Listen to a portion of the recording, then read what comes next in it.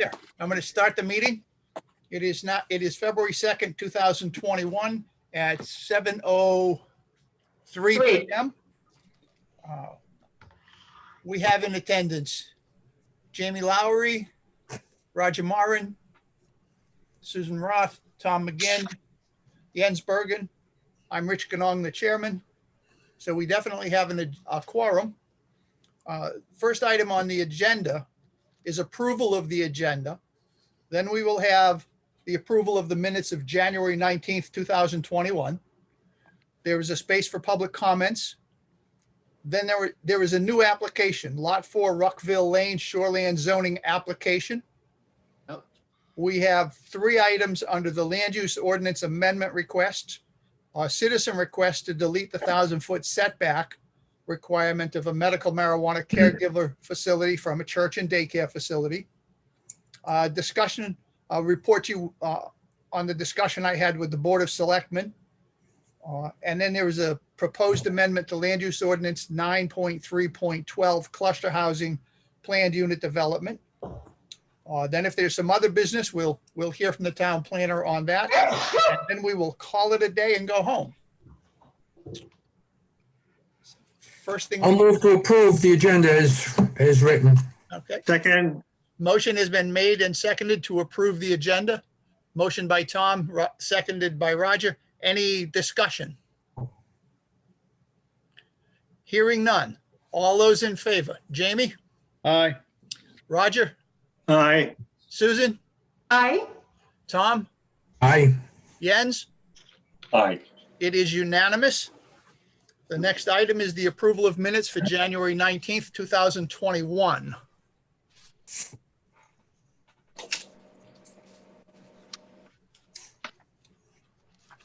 So moved.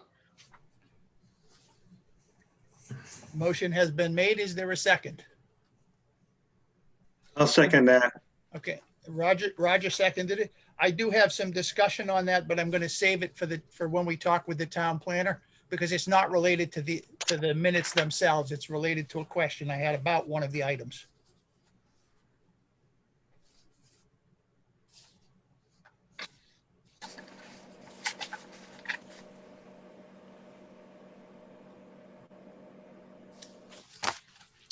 Okay, any discussion?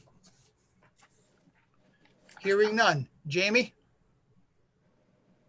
Oh, I thought we were waiting until. Okay, aye. Okay, Do we get a motion to approve? I thought we had one. Susan made a motion and Roger seconded. I'm sorry. Oh, I I'm sorry. misinterpreted your comment for deferring the decision. Oh, I'm sorry. Tom? I need to abstain because I wasn't present. Okay, thank you. Roger? Aye.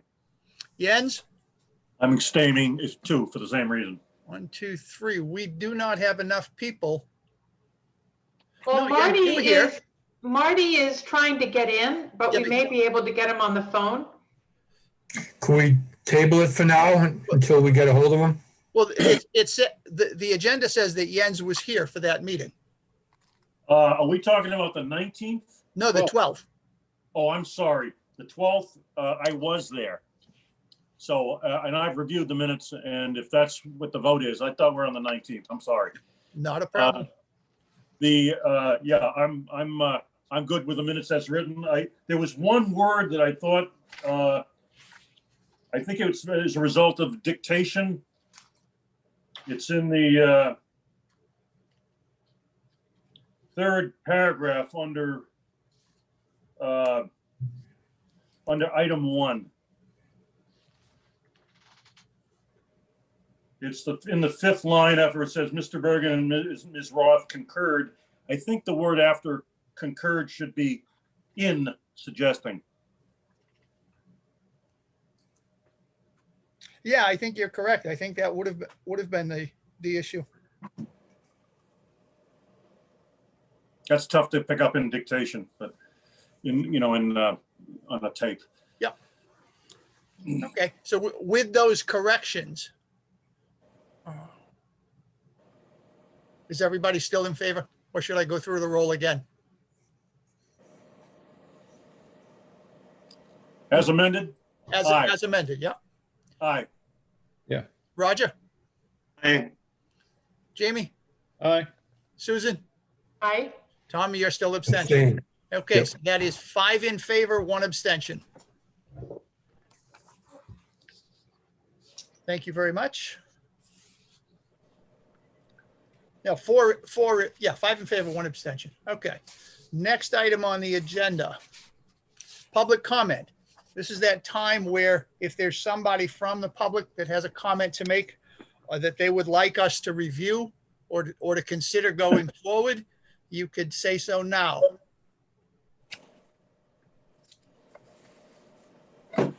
Hearing none from anybody, we will move on.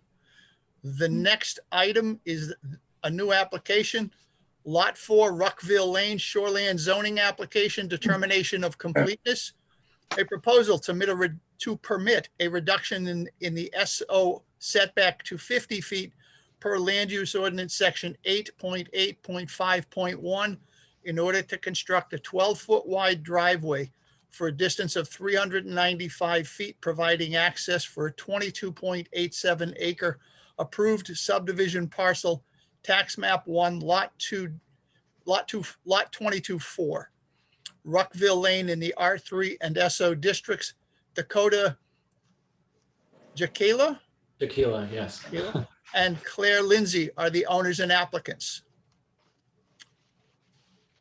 So my understanding from looking at everything is that this is an approved subdivision. Yep.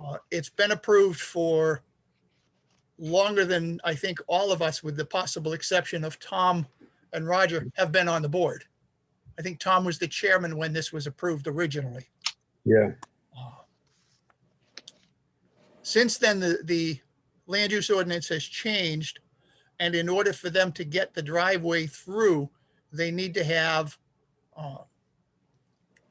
a reduction in the setback so that they're not in violation of the Shoreland Overlay District. Am I correct so far, Mr. Planner? Yes, you are. And there are special provisions in that section that I cited that allow that to occur. We don't have to have the reduction that we passed recently. We don't have to go through that process. It's an automatic reduction if the board so deems to be so.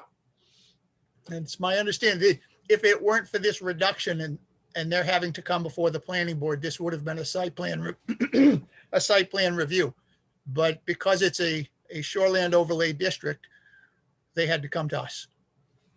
Yes, they could not do this through staff. The planning board is the only entity that can make decisions on shoreline zoning issues. Well, I'd like to just, oops, am I interrupting you, Ted? Please, go ahead, Tom. I'd just like to say, I can't think of a better use for an exemption than this. I think it's already been subdivided. They own the land. They have to get to it somehow. Otherwise, the land is worthless. And it's just a small area that they're asking for a waiver on.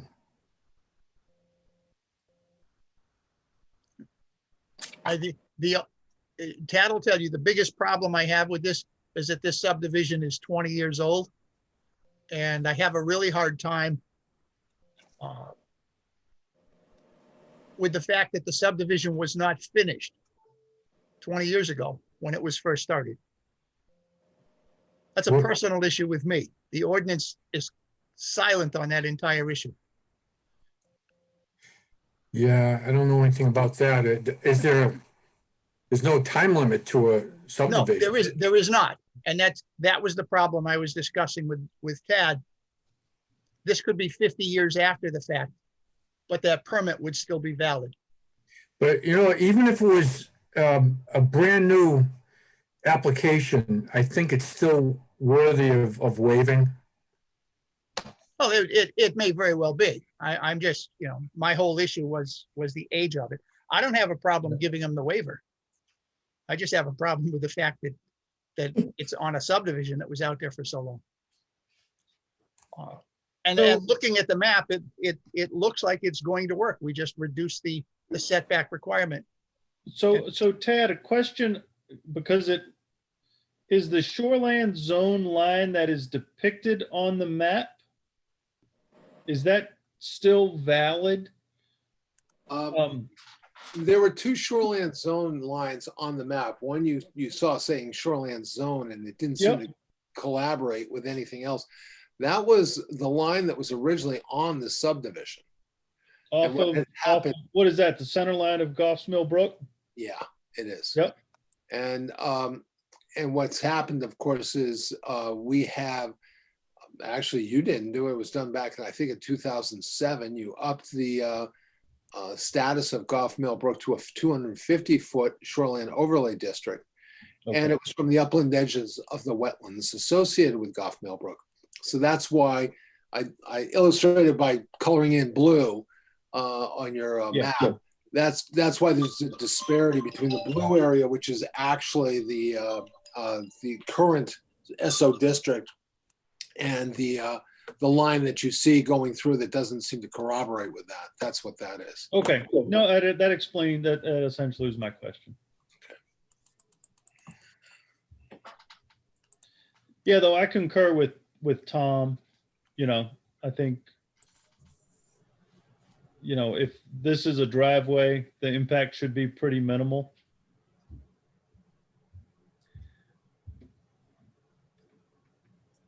If I may add through the chair, Yes, it's also not in the resource. Right. So that's an important one right there. And will there be any filling of any wetlands, or is that a high spot? Go ahead, Dakota. You. Yeah, I mean, it's relatively flat, everything, there's minimal grade to the whole property, actually, and, so it doesn't look like there'd be any excessive runoff anywhere, or I can't imagine there'd be, I don't think there's any need to fill anything, because there's no water. So there's no stream passing, connecting No, those? there's yeah, not till way down. And I believe that shoreline zone is, it's marked by the 250 feet from the Goff Mill Brook. So yeah, it's just the wetlands, but yeah. Okay. Our goal is to do as little impact to the surrounding area as possible. So. Good. So, do we need any more information on this, or is it just that one waiver that we need to deliberate on? It's just approving this, it's just that. That's the only thing that you have to deliberate on. You still have to have the public hearing, of course. I have gone through the application. The application's complete. Okay. The issue is that there is no alternative way of getting through the resource. The reason why it goes through the resource for such a way is there's no other alternative entry except for that. Yeah, It never hits the resource. They managed to split the eye, go through the eye of the needle there. yeah. And so, yeah, I think the application is complete unless you folks want to do a site walk in the snow. You can, Okay. no, that's okay. Wouldn't seem No. like, I would say the application is complete and schedule a public hearing. So I think we need a motion to deem the application complete. Yeah, And then I was thinking another that. Another motion after that to schedule a public hearing at the next meeting. Okay. I'll make that first motion, Rich. Jens has made a motion to determine the application complete. I'll second. Tom has seconded. Any discussion? Hearing none. Jamie, Aye. Roger, Aye. Susan, Aye. Tom, Aye. Jens, Aye. it is complete. We now need a motion for a public hearing, which would be on the 16th. I'll make that motion. We'll schedule public hearing on the 16th. I'll second that. Motion made by Tom, seconded by Roger. Any discussion? Hearing none. Jamie, Aye. Tom, Aye. Roger, Aye. Susan, Aye. Jens, Aye. it is unanimous. Congratulations. We'll see you on the 16th for a public hearing. Great. Thank you all Thank so you. much for your time. We really will discuss this immediately after the public hearing and take a vote on the application itself. Everyone, Thank you. Thank you. Next item on the agenda. Item number 1, citizen request to delete 1,000-foot setback requirement of a medical marijuana caregiver facility from a church and daycare facility. This is at the request of Neoto Inoue of the Solar Center, 25 Limerick Road, tax map 35, lot 13, in the DB1 and DB2 districts. Is he here? I don't know. I don't know. Who's CCB. CCB? That's Chip Bassett. Yeah, Okay, that's Chip. Okay. That's Chip. So, Hi, so no, he is not here. That's uh, fine. Which is fine because it's a discussion for us as to whether or not we're willing to consider reducing that setback requirement. Well, so I'm going to express my opinion, which I told you when you and I spoke. Okay. And I think I should tell Jamie it wasn't just because I like to leave at 9:30, but if he's not here and someone else applies, other issues may arise, which will most likely or can make our discussion tonight moot.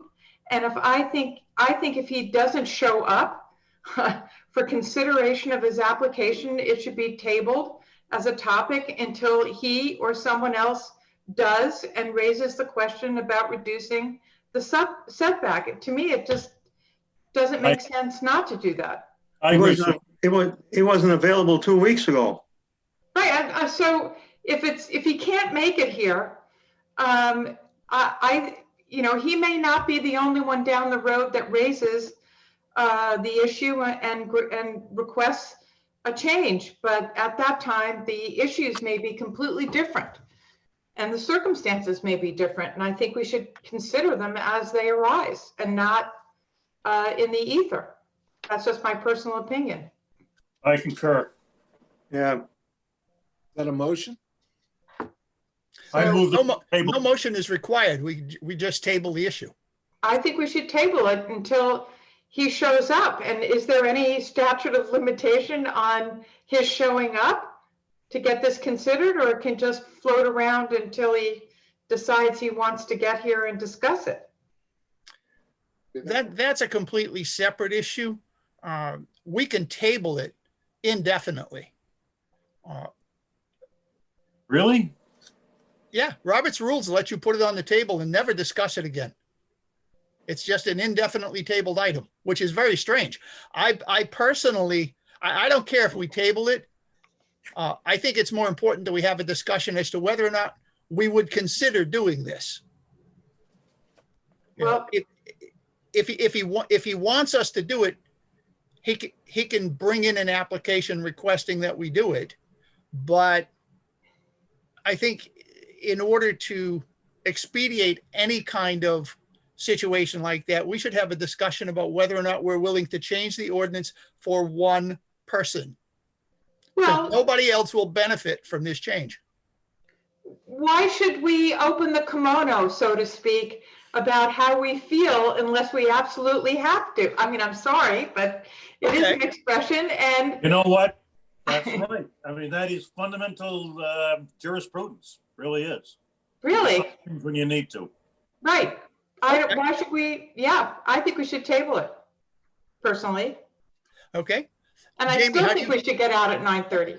Jamie, how do you feel? I'm fine with tabling it. I mean, I don't have as hard of a stance because the applicant is not present, because this to me is it's more of a town-wide ordinance change, broader in scope than a narrower application for a specific, use on a specific property. But if he's not available and is not present, have any issue not discussing it. Okay, It's his request. Roger, how do you feel? feel the same way. Table Tom? it. I agree with Jamie. I don't see it as only affecting him. Once we change it, it would be townwide. And I don't think he'd be the only one taking advantage of the change. So we have to look at it as a more than just a one applicant thing. So But as far as tabling it, I agree if he should be a proponent of his own application, so we can wait till he's ready. Okay. That being said, We I have to don't- move to table it? do we have to move to table it, Ted? Yes, go ahead. Yes. I Also- move that we table it. Well, I'll support it. I'll second Okay. it. Susan made a motion to table the issue. Jens has seconded it. All those in favor? Jamie, Aye. Roger, Aye. Jens, Aye. Susan, Aye. Tom, Hey, it's unanimous. We'll table it. Richard, I just want to point out how to pronounce his name. It's Naoto. Now go. Yeah, Naoto. Naoto? Yeah. Okay. All right. I can pronounce his last name, Mr. Inouye. It's easier. Yeah, call him that. That we had a senator with that name. Well, not Maine, but there was a Oh, senator Hawaii, from yeah. Hawaii. Yeah. Anyway, so it's easier to pronounce his. I had a lot of practice listening to other people. Okay, item number 2, so a report on the selectmen response. I left a message for Keith. I sent out a message to most of you saying they want to meet on a Monday, an alternative Monday to them. I sent out the notification to Keith the other day, but haven't heard back. They seem to be amenable to the idea of taking out the point system. You know, almost everybody thought that was a good idea. The discussion about cluster housing and other items, we need to have a workshop with them to go over and come up with some decisions as to how we want to handle that. They did seem kind of surprised that we wanted to take out the accessory dwellings out of the limitation until it got pointed out to them that it only affected 2 people this year. Even though they gave out, was it 4 permits, Ted, for accessory dwellings? So they gave out 4. If it hadn't been for those 4, we would not have reached the 40 limit.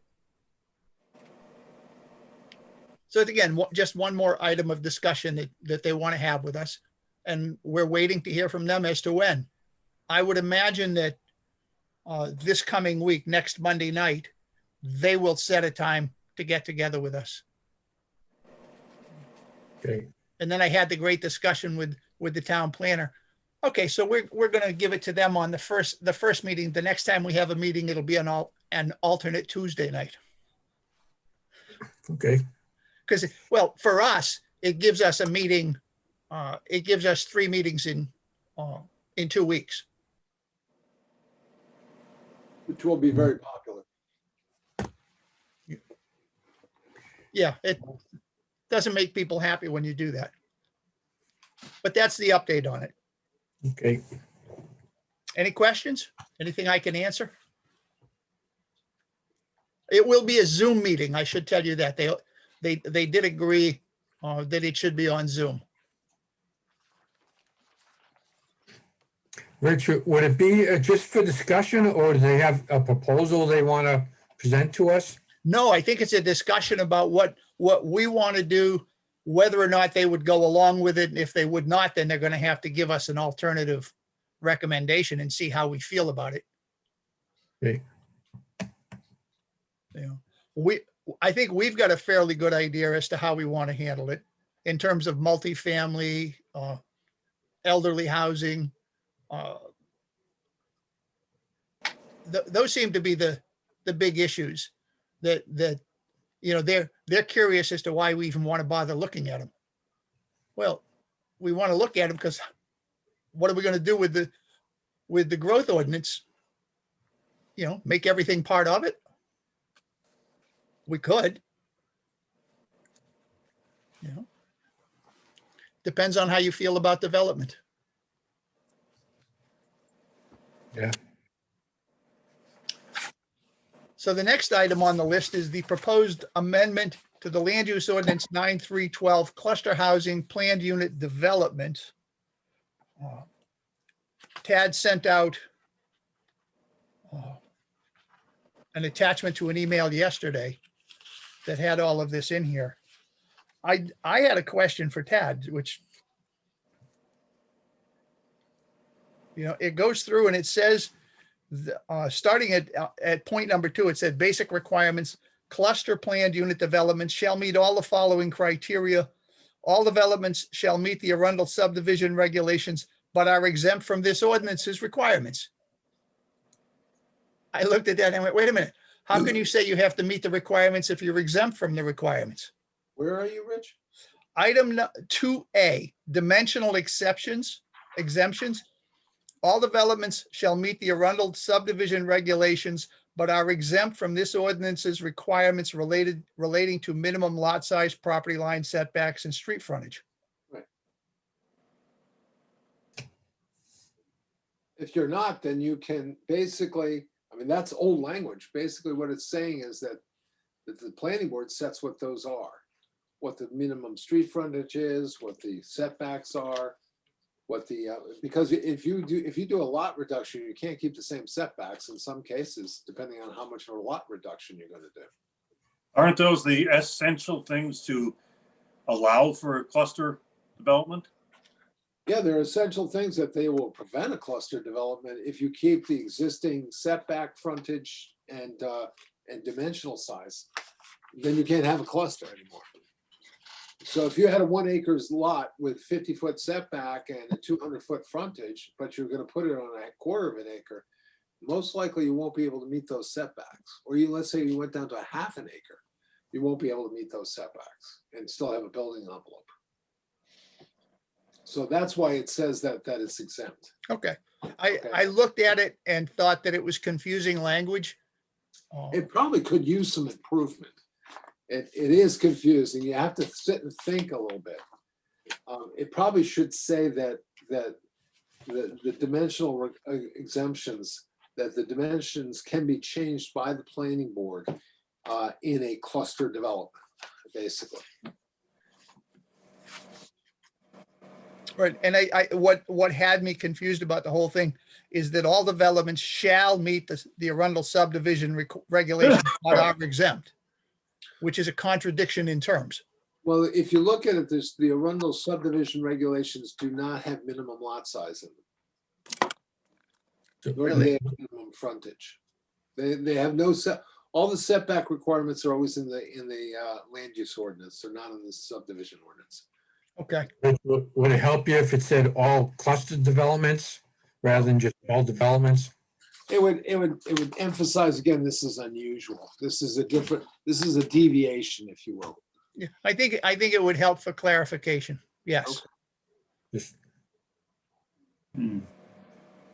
What you would say is that cluster developments are dimensional requirements are established by the planning board on an individual basis in a cluster development or PUD. Should say that too.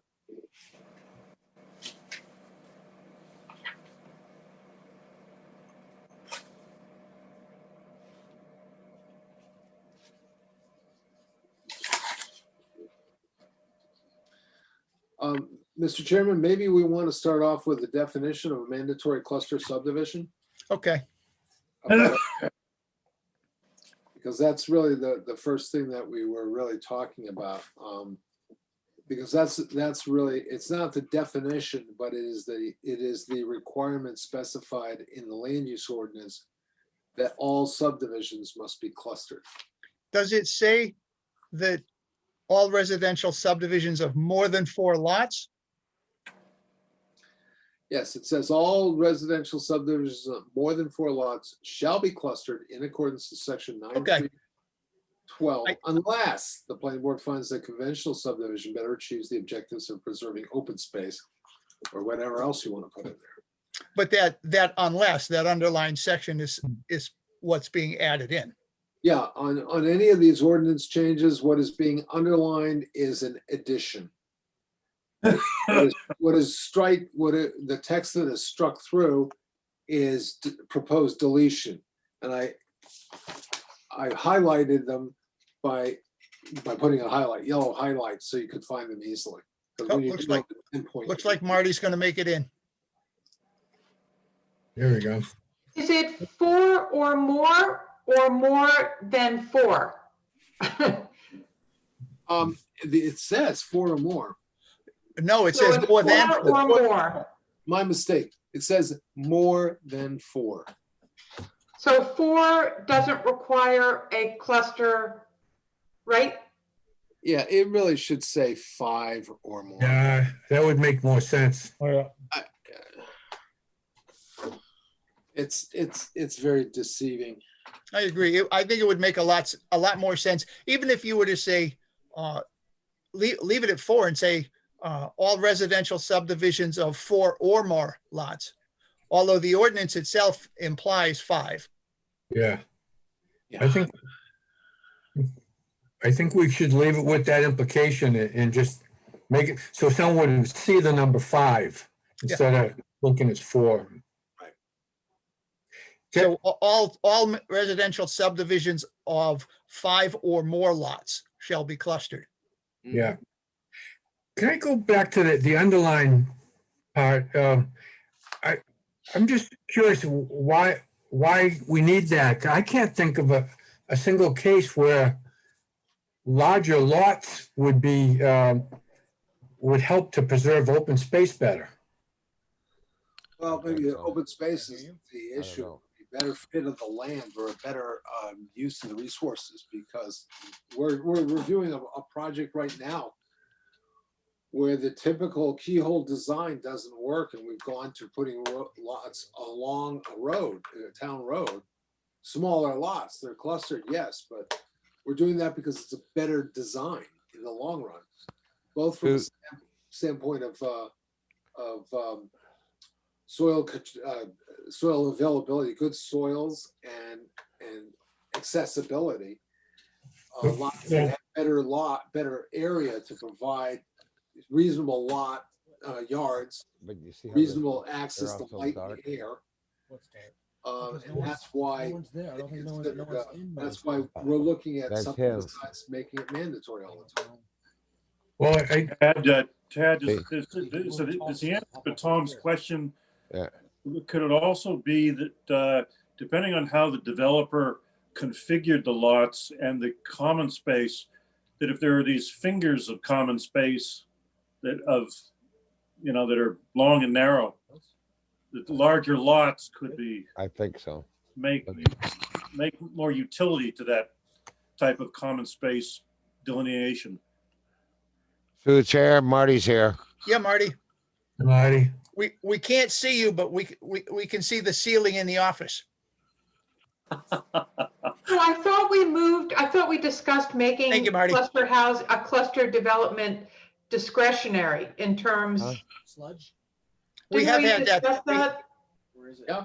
If there's a better design that we would, I even cleaned though it was out 5 already. or more. I cleaned it. Yes. Bad sludge. So don't we still want to do that? So we can take things Mag- like what occurred with Jason under consideration was and full. make it work? Well, that's what this language would do. We find that a conventional subdivision better achieves the objective of preserving open space. And in this case, it wasn't so much that doing a conventional subdivision worked. In Jason's case, it was just redesigning the cluster so that it would fit better to the land and leave that open space available. But it's still considered a cluster, is that right, Tab? Yeah. Even though it's configured differently? Yes, Jason's is a cluster development because it's not 3 acres lots. That's where the whole issue of, if Jason did a 3 acre lot subdivision, he would have been able to put in 5 lots. That's all he had the frontage for, even with a back lot.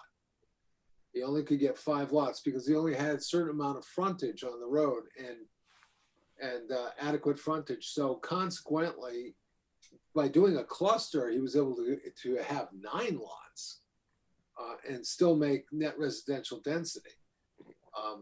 So there are times when cluster does work better to the advantage of the developer. And sometimes it works better to have it non-clustered to the advantage of preserving open space or creating more reasonable sized lots that can be lived on. As you recall, the problem we had with Jason's project at that time in Arundel's Keep was that the houses were would be too close to each other and not have effective yard areas. I mean, the detention basin was like 10 feet off the foundation of one of those houses where it would be in lot 2, for instance. It's just not a reasonable, it's not a reasonable lot. But he resolved that problem by making 8 lots as opposed to 9, is that right? And he used the frontage along the Right. road. And Yeah. that's where we also have, as I reported last time, we demanded, or we required, if he was going to do that, that he maintain a 50-foot conservation easement. And I took ACT, we're talking about that project, but very quickly, I took representatives from ACT and KCT out there about a week and a half ago. Mm-hmm. And they were very excited. They're going ahead. And so I've been in touch with Mr. Grodzki, and he's gonna go with it. So that was a situation where there was a collaboration between the town planning board, and the developer to achieve a better design, not following the typical cluster development that achieves a multitude of goals that you are trying to achieve. And to establish another good foothold for our land conservation group here in the town of Arundel. I still don't know. We're so, our definition of a cluster is so wide open that we really, it can be many different things. And I think that the words that used to help preserve open space, or to achieve the objective of preserving open space, I don't think that makes sense as much as for reasons to do with the geography or the soils or other things. Open space, I think, is something that I think we need to do a better job of, but I'm afraid of opening up an exception to having less open space. In the end, I think we should do whatever we can to preserve open space. Most developers up to now have come to see that it saves them money, and it's just as marketable. What the Arundel Cottage has done is a cluster development, and so that's a beautiful layout. Every single place has their own private backyard. So it can be done well. I just think it needs better way of thinking about it. But to cut back on the open space, I think we'd have to have a really good reason. And I'll be right up front. I don't know if I'll ever see a good reason to have less open space. I think it's more of, I can think of a good reason.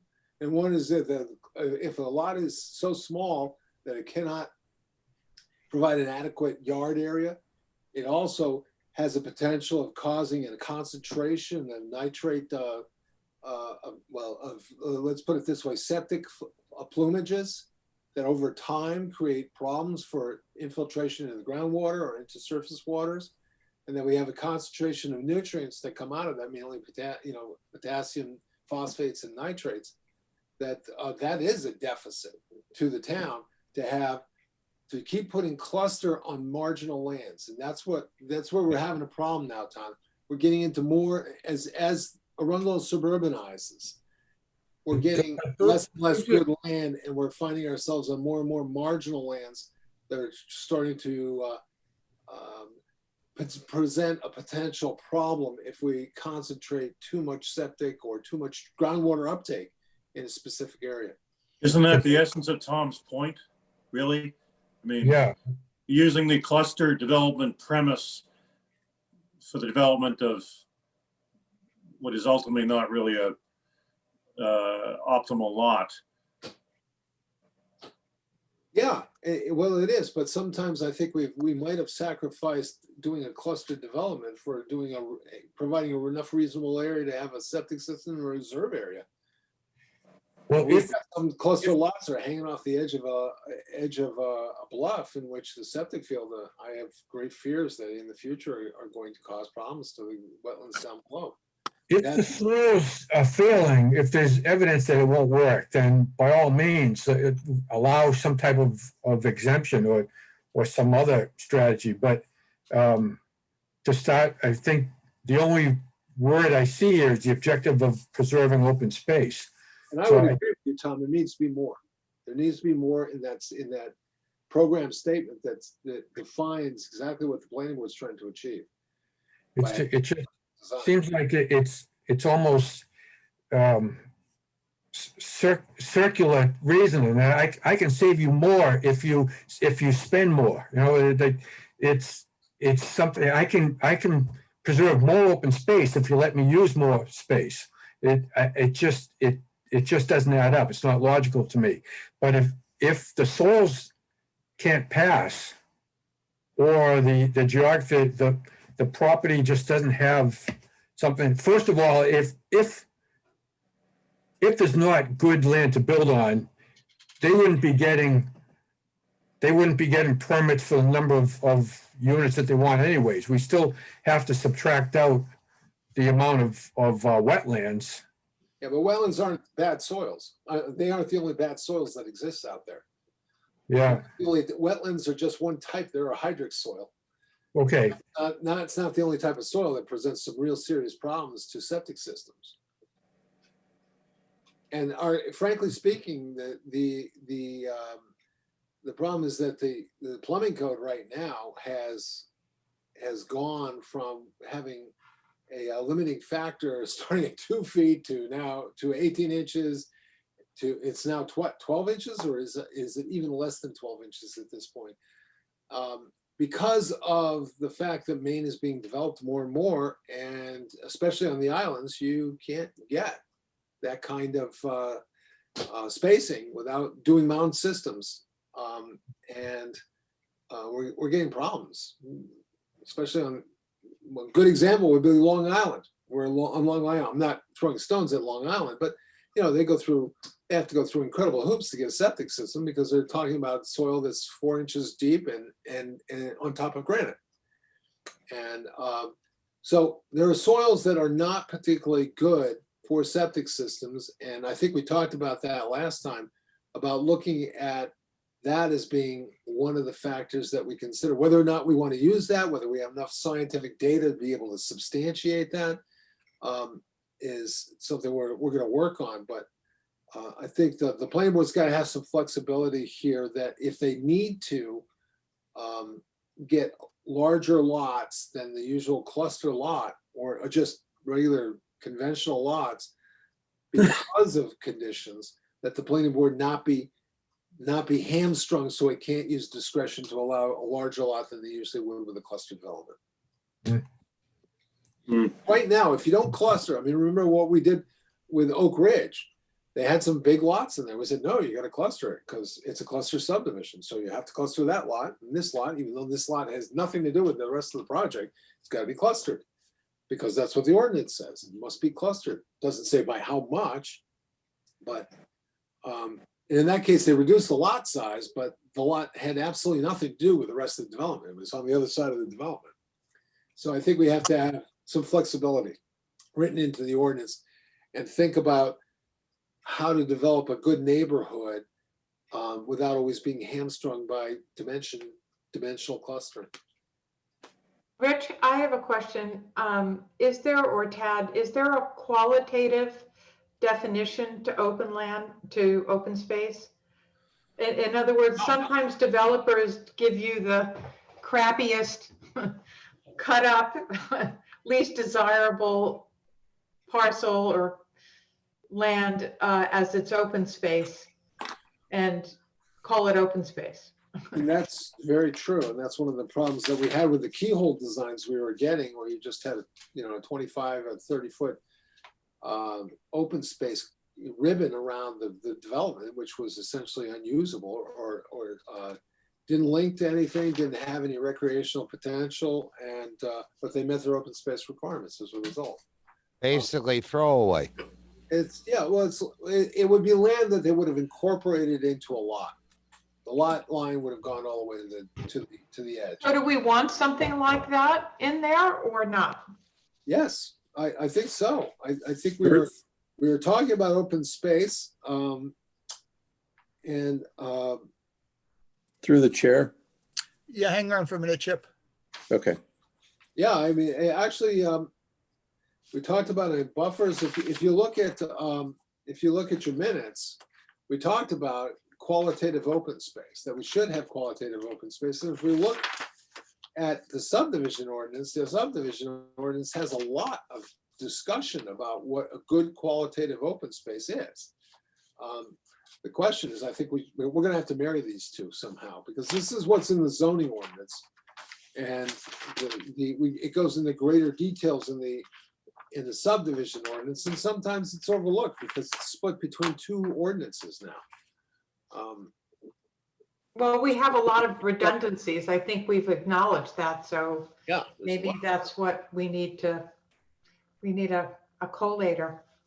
Yeah, we do. And what I tried to do with this section was take the first stab of taking, you remember we had that questionnaire I gave you at the last meeting, just asking you to go through and should we do A, B, should we do C, D, should we do E, F, etc. And you guys made some pretty strong decisions. And this is the first blush of trying to enact those decisions you folks made at the 19th, or no, the 12th, meeting of the 12th. So if you grab your minutes of the 12th, or you grab that worksheet I gave you, you'll see that a lot of things are in here that you made decisions about on the 12th. They are all complete, and I'm not sure that I didn't feel good about, first of all, Tom addressed a definition I wasn't happy with. I'm glad for that, Tom. That was that first one. Second thing is that, yeah, we have to work on some issues on what do we consider to be decent open space. The zoning ordinance, even, the subdivision regulations talk about having open space that can be used for active recreation. Like a playground, a ball field. There's certain circumstances where that's not really necessarily appropriate. But there should always be something about walking trails or some active kind of activity, a field in which you could put some badminton nets or something like that. Especially in a cluster development where you may not always have the yard area to be doing things.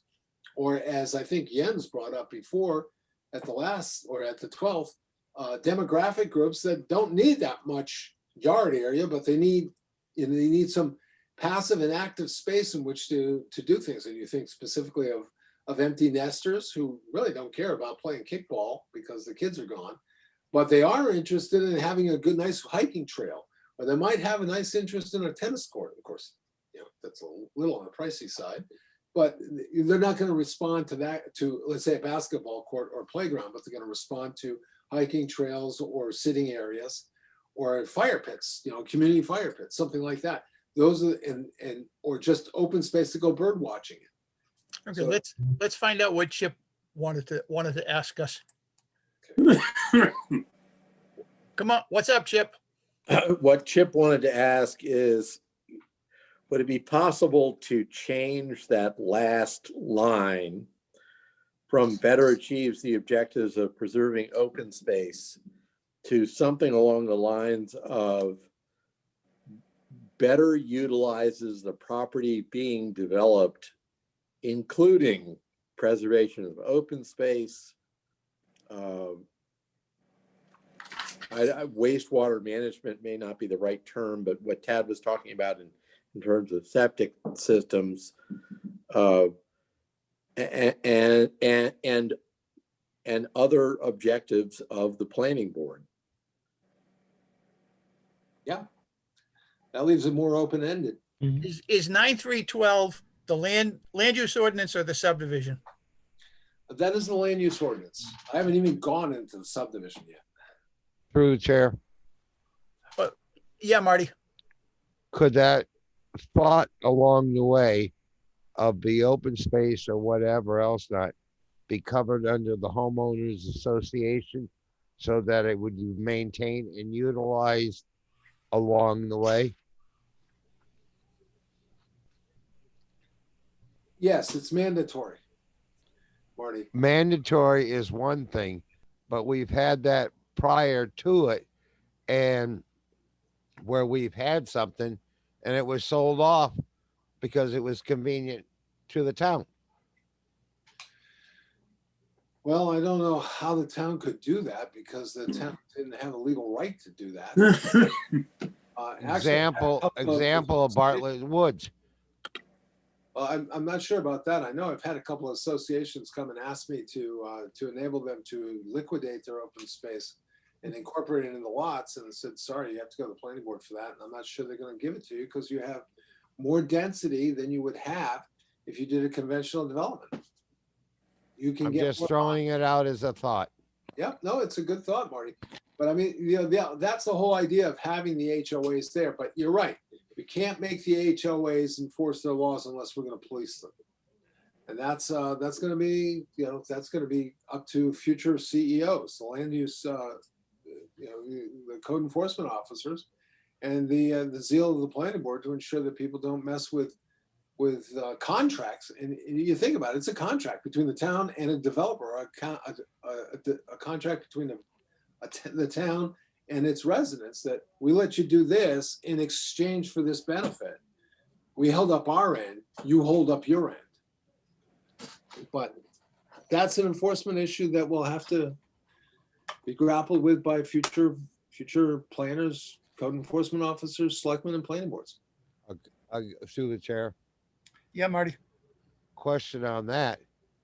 Now, we as the board and the code enforcement officer, there has to be able to put some teeth in it somewhere, and that's beyond our control. And we have to have it followed through by the selectmen and everything else.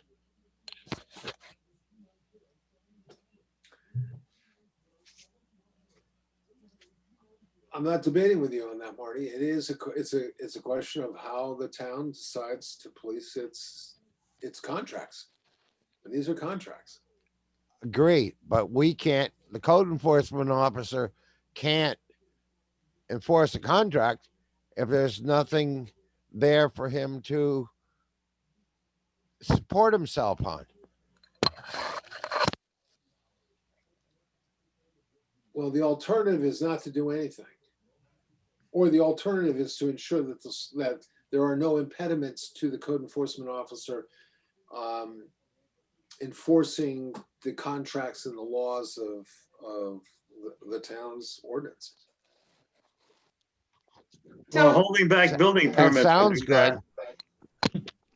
That sounds good. Well, it sounds good, but it's like anything, Marty. If the town doesn't have the will to enforce its agreements, then there's nothing you can do except replace those who aren't enforcing the agreements. Well, I want to go back to the definition. Okay. And the discussion that was held there.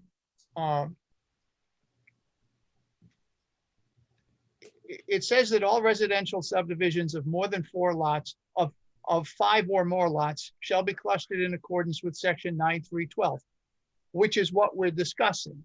Correct. Correct? Yes. Because it follows up and it says, unless the planning board finds a conventional subdivision better achieves the objectives of preserving open space.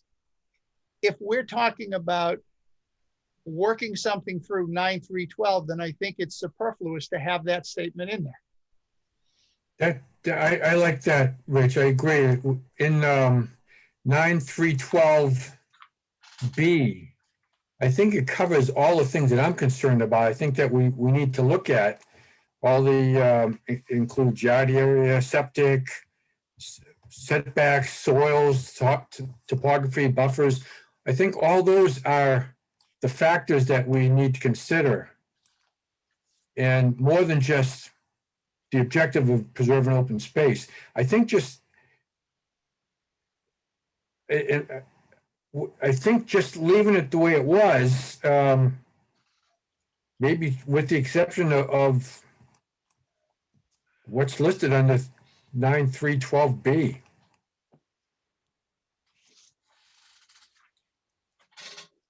I think.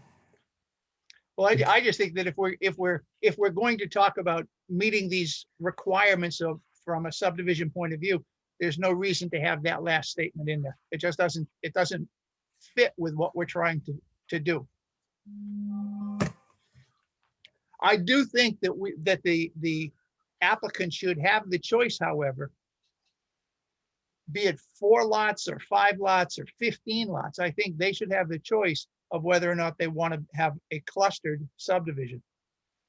Maybe what we need to do is have the incentive of, if they cluster, they get a bonus. Well, they do, because they get more houses to build. No, not necessarily, because they still divide the total buildable area by whatever zone they're in, 2 acres or 3 acres, and that's the limit. But if they can cluster, maybe they can get another 20% on top of it, or whatever we come up with. Through the chair, Yeah, Chip. a cluster housing development gets one huge benefit, which is a shorter road. Yeah.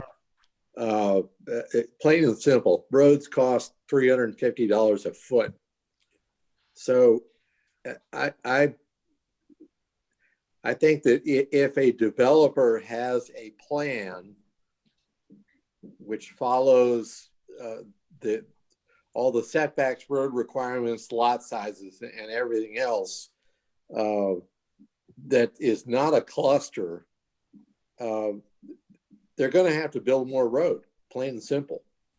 So a cluster housing benefits a developer as much or more than anybody else.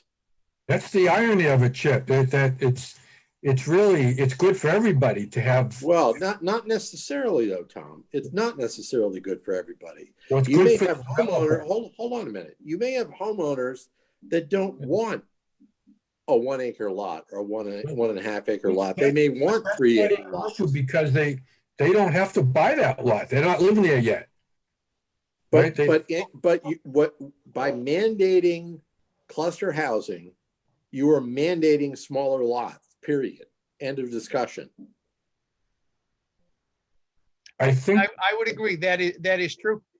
The issue that I can see for not doing a clustered subdivision is that the soils are so stinking poor that you can't put a well and a septic system in a clustered on a 1.5 acre lot. You need to have a bigger lot to do it for whatever reason. If the soils are that bad, you're going to need that extra. To me, that would be the argument for having a conventional subdivision. I still think that that's an argument that the contractor developer should be making to us. Couldn't a contractor get around that, Rich? With If they can get around it, that's great. yeah, with for example, easements that lie within the common space. yeah. But that's where we as a planning board would have to look at it and say, these soils are not good enough to support that kind of development. Well, if you look at the chart that Tad gave us, they're moderately drained. So they're not doing a good enough job to be able to justify sticking a lot of septic systems in a close area to each other. So we would just tell the developer, I'm sorry, you can't do it. But we would have to step up to the plate and have the chutzpah to say to the developer, no, you can't do it. And this is why you can't do it. The soils won't support it. Through Now, the chair. If the soils will support it, that's fine. Let them do it. Chip? My understanding, and I don't have the subdivision ordinance in front of me right now, but my understanding is that right now, there is no exception from the requirement to do cluster housing. You're correct. There's only one exception, and that is if you do a family division. That's it. which is how most of the lots are being created in Arundel right now. Exactly. So it's basically sidestepping the whole, Well, concept. that ultimately sidesteps the whole subdivision process. Exactly. Yes, I understand that, but I guess my point is, what is the harm in giving the planning board, well, let me put it a different way. I think there are a lot of benefits to giving the planning board the leeway to approve a conventional subdivision in cases where it makes sense, either in terms of more open space or in terms of having better soil management isn't the right word. I'm sorry, I'm struggling with, but better use of the land. And there are situations where homeowners would prefer, and I've got to turn to money for a moment, but a homeowner may very well be willing to, the offset for building more road might be that you can put more expensive houses with higher assessed value and fewer children on them than in a cluster housing, which is not necessarily a bad thing. Tip, are you speaking of age-wise? No? No, any kind of it. I'm simply pointing out that if you are mandating that the largest lot size is going to be 1.5 acres, which is what it is right now, right? Mhm. Okay, so the largest lot is 1.5 acres. That is going to put constraints on what somebody is willing to put on that lot in terms of a house. And starter houses are more likely to have school-age children in them than larger houses that are on bigger lots. But Chip, I think you're arguing that the market is demanding larger lots, and I don't know if that's necessarily true. You look at the Arundel cottages, they are so tight together, but they are selling like hotcakes. They can't sell them fast enough. But that's seasonal. Yeah, that's a vacation home. How about another example? A place that like we all want to have a big yard. That's the American dream. But you look at on Route 1, just over the Kennebunk line, is that little development, all the duplexes. They are packed together and they are just selling out. Again, they can't build them fast enough either, and they're year round. But Tom, is that necessarily to the benefit, a long-term benefit of Arundel? That's the question I'm asking. What is the harm in leaving the door open? Okay, that's the fundamental question. What's the harm in leaving the door open? The harm is that the door will stay wide open. I think we've been we always hear we want to preserve the rural sense of Arundel. And what's that mean? It means open space. It means seeing some wildlife once in a while. It means having fresh air and fresh water. Well, all of those are achievable by putting aside some land. And if we just have the cookie cutter, that land will be used just like it has been done. Development has just done the cookie cutter, and without having some type of regulations, that's what the market will bear. But I would make the argument, Tom, that you could say, we're going to allow you to have 10-acre subdivision, for example. Yeah. And you're going to have to build all of the roads, but you're going to have to restrict. Yeah, the property owner may own that land, but there's going to have to be a conservation easement on it so that he's got a 10-acre lot, 5 acres he can build on, and 5 acres he's going to leave as open space. That works for me. But it would not be a clustered subdivision. That would be a standard subdivision. I think that if you have 10 acres and in your 2-acre zone, you can put 5 houses there. And if they, what I was saying is add an incentive, if they can reduce down to a small, say 50% of the land, they can get a bonus of getting an extra lot in there, or, maybe we do it that way. But still, I think most developers are finding, like you said, Chip, that if they don't have to build that half-mile road, they're gonna save $250,000. But I So- think it should be up to the developer whether or not they want to do the cluster. I don't think they should be forced to do it. They should be given the alternative. I wonder but I'm questioning where is this coming from? We've had this in place. Here's the reason why I need to speak strongly against this. We have something in place, and once we unravel it, we'll never get it back together. In fact, Tad, you've said we're cited as Arundel is having a model ordinance for cluster development, and whoever that author was, I think we Wrote it. said That's why something. he's in favor of it. He's not in favor of it? No, he wrote it. That was Oh. Rent. He was a Okay.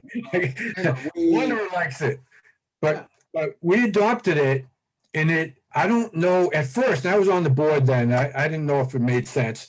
In the first few subdevelopments, the developers were really fighting it. And then we had someone show up and said, this is great. I'm glad you're making me do this, because I can get away with having small lots and save money on building the road. And I don't know if we're getting much resistance or any strong need to undo all this, to say it's your choice, because then you can slip Rich? right back to Rich? not do it. Sorry, Yes. Tom. Go ahead, I'm done. I think what Chip is trying to say, and I don't disagree, is that kind of development in, when it's the standard, that it discourages other type of development that brings alternative residents into the community. So I think what Chip was saying is that the way the cluster housing is designed, it's drawing residents that are going to further tax, and maybe tax isn't the right word, but put further pressure on our school systems, and because they're starter houses or whatever they are, and so that there should be flexibility, and that the door should be, it's sort of, we open the door a little bit by saying that you don't necessarily, a traditional subdivision might work better as opposed to a cluster.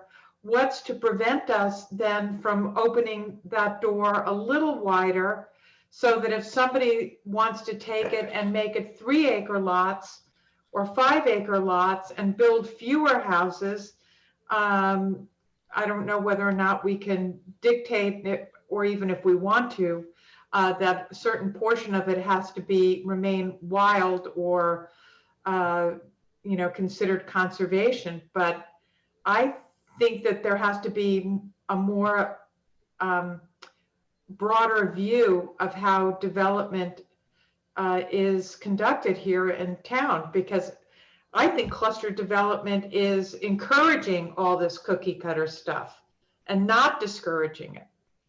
And I think that if there are more alternatives to build different kinds of houses, to draw different kinds of residents, it's to our benefit. And if it means reconsidering something that worked and we've decided to modify, I think that is an intelligent thing, as opposed to being, rigidly, and I'm not saying this is you, but married to the idea that we adopted this thing and now we don't want to open Pandora's box and change it, because there'll be a run on the bank and all of a sudden nobody's going to want to do cluster housing. I'm not sure that that's necessarily the case. But Chip, am I sort of going in the same direction as you were implying? Mhm, Yes, absolutely. mhm. Through the chair, Yeah, Marty. question along the way, which we were speaking of, this is probably about 20 years old. But the fact is, what Tom was speaking of was Crossroads, which is on the other side of Kennebunk, which is so close built together. They have sewer. Now, is this overall thought or not thought of pushing, in which we've talked about, possibly a positive and negative of putting sewer in Arundel? I mean, if you have sewer, which is outlandish, but the fact is that would take the salt water out of your drinking water, and you wouldn't have to worry as much with your soil tests or anything else along the way. I think that Or if discussion, I'm wrong, just tell me I'm wrong. I think that discussion is decades down the road. I realize that, but I'm just throwing it But- out. Anything is possible. I just like, personally, I like the idea of having the larger lots. I like the fact that I they're- don't they're disagree with you, probably- hang on, because hang on for a because- minute. They're probably going to bring in higher income people that are able to afford to build something other than a starter home. And, you know, we think about starter homes, those suckers are starting at $300,000 now. I can't imagine. They're more than that. Yeah, but guess what? That you keep your landscapers busy too, Well, it does, but it's because just- somebody who is putting a house like that, he's not going to go sit and maintain his lawn or anything else because he's busy doing other things. It's, But what I'm Marty, saying is, $300,000, they are going to be maintaining their own lawn. They can barely afford the mortgages on that, but that's what you're looking at from a payment point of view. It's- And it's- sorry. with them come all of the kids. I just as soon see us be able to allow the developer, if he wants to put up something that's going to hit $600,000, $700,000 in the market and is going to have a lot of land, I'd rather see that than I would a clustered subdivision that's going to sell out at 300 or 350. I think if we look at the elderly, well, not elderly housing, on Log Cabin Road, the age restricted housing there, you can see that the market doesn't always mean if it's closer together, you get cheaper homes, you get younger families. Those are elderly people buying those at 500, 450 and up. And they're way closer than any other cluster development I can think of in this town. So I think that the market will bear any size. And if someone wants to build a $3.5 million house, they can keep their 10 acres and put 2 lots on it. Why bother with trying to stuff 5 in there? I think they're. But we're not talking about the individual who's building the house. We're talking about developers that are putting them in there. The individual who can put in $1 million or $2 million for the house is not going into a subdivision. It's the person that's going to go into a clustered subdivision is the starter person. The person that's going to go into a subdivision that is not clustered is the person that's in between the starter home group and the group that can afford to buy all of that land and put a house on it. And that would be a good reason to open it up, but I think the development that we're seeing, nothing's being built as a starter home. When was the last time a starter home, unless it was for themselves on a private lot? But as far as a subdevelopment, there aren't starter homes. I would disagree. I think a lot of them are starter homes. At 450 and up. Yeah, but that's the economy. That's what the starter homes are looking at. That's why people, for the same reason we couldn't afford to spend $50,000 when we were first in the market to get a house. Well, we didn't have that money. Nowadays, the houses are selling for significantly more. yes, but Rich, one thing along the way, back then when we bought our house, right? You weren't playing with all the new amenities of everybody who wants everything, which drives the price up, like your granite countertops. You were lucky if you got a rug and maybe a little linoleum, I mean, and anything else. You weren't, I mean, back then we were simple-minded and we were just trying to make sure that we had a roof over our head and stayed warm and everything else. Today, the economy has driven everything else. We didn't have the sink that talk to you and tell you what to do and everything else along the way. We mean- were going out from what our parents had. And Technology wanting- has wanting changed to a lot. start someplace close to that. And our kids and our grandkids are now going out wanting to start someplace close to what we've got. And if I sell my house and my land, it's going to sell for a lot more than I paid for it. And I paid a lot of money for it. Well, let's put it this way: a $40,000 house then is now worth what? I mean, you look at your taxes and everything else along the way. Taxes were like $300-400 a year in comparison to 2,000. Yep. And the same house that it was 40,000 when you bought it, it's now worth 375,000. I'm still upset that a six-pack of beer costs $12, $14 now. All right, Well, gentlemen, we have to get back on point because we are not going to be able to end by 9:30. It's just, I just, whichever way we go, I'll be very upfront. I like the idea of the developer having the option, Yeah, Larger lots. what they want to do. I feel that way too.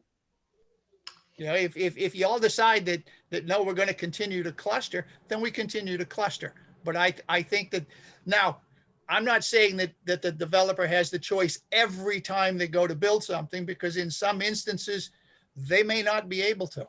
They may not be able to do a cluster because the soils are so bad, or they may not be able to do a large one. It's, you know, those are decisions that we as a planning board will eventually get called upon to make. Well, I spoke my piece, but I think we should do whatever we can to encourage cluster, because it does have a huge benefit, not just for the current homeowner that's buying or the developer, but for forever. I think it's deeded that open space remains as open space. So I think we should do whatever we can to encourage it. So I can go along with what everybody else agrees to. Jens, you were going to say something? Well, I was just going to inquire of Tom whether he was using the word encourage or mandate, but he said encourage, I think, for the second time. So, yeah. Well, and that's through, like I have been saying, through maybe as an incentive to have an increase in the density rather than 5 lots on a 10-acre, 5 houses on a 10-acre lot. Maybe they can get a bonus, a 20% bonus or something to encourage it. But if they can put 50% of the land aside for public use, not just We're going to have to make sure that if they're going to put 50% of the land aside, it's not all wetlands. Well, we'll always have that issue. I think the soils, yeah, oh, right. If it's useless land, I think that's been bugging me more than anything about the cluster development is it really, there's no benefit to anybody, because that land is the buffer strip, 50 feet wide all the way around. You can't, unless you do a trail, you can't really make use of it. You're not going to play ball Right. out there. Yeah. Yeah. So we would have to watch for that. And we can do that now. Yeah. Well, we haven't though. It's Right. It's- It would be nice. It would be nice to have it in the ordinance so that we could look at it and remember that, hey, we do have some authority here. We can require certain things. okay. Yeah, I'd like to make sure we can do that. Through the chair, Yeah, Marty. example like how we were talking about Ledgewood and walking trails or anything else. But that was a question of thought and not thought and whatever. But like I said, if we're going to have it for usefulness, it has to be able to be used without sidewalks and everything else along the way.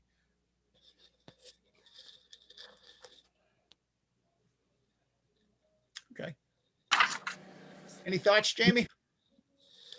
No, I'm all in favor of having some flexibility with the, I Mhm. think I do feel that clustering is a benefit. It has its advantages, like as Tom mentioned, both to the, the terrain and the developer. But I think in certain circumstances, we're trying to cluster for the sake of clustering. And it, with the limitation on how small a lot can really feasibly get on well and septic, it doesn't, we're really not having any advantage by clustering, So I think through the chair, Yeah, Marty. we don't need another Duck Brook situation coming up in the future in which we're still unaware of all the problems. Well, that would be part of the rationale behind looking at the lots and saying these soils are not acceptable. And it would not. I'm not It's just disagreeing not good with you. enough. One of these days- Salt water in your drinking water is not good. Well, but there's still going to be oversight, Marty. It's not like it's going to be a free-for-all. And I sort of agree with Jamie and Chip that there should be some flexibility in terms of clustering, traditional development, or larger lots. I just think the land helps to dictate what actually happens there. Okay. That's really my thought. Let's put it I this way, just we're have- not gonna yeah. gain any land. I have one thing for Tad on 2B. It goes through and it talks about setbacks from the roads, privacy, soils, topography, and other buffers, period, and fit into the contours of the existing land, period. No, that's, Should be a comma after and buffers, there he is. Right, there should be a comma after and buffer. then lowercase a on the and, yeah. So I actually had a question for Tad too. And I apologize to fellow board members if this has already been addressed, but I really puzzled over in 2A, the second sentence, the first half of the second sentence. It starts the total area of reduction on lot sizes, and it extends through the word open space.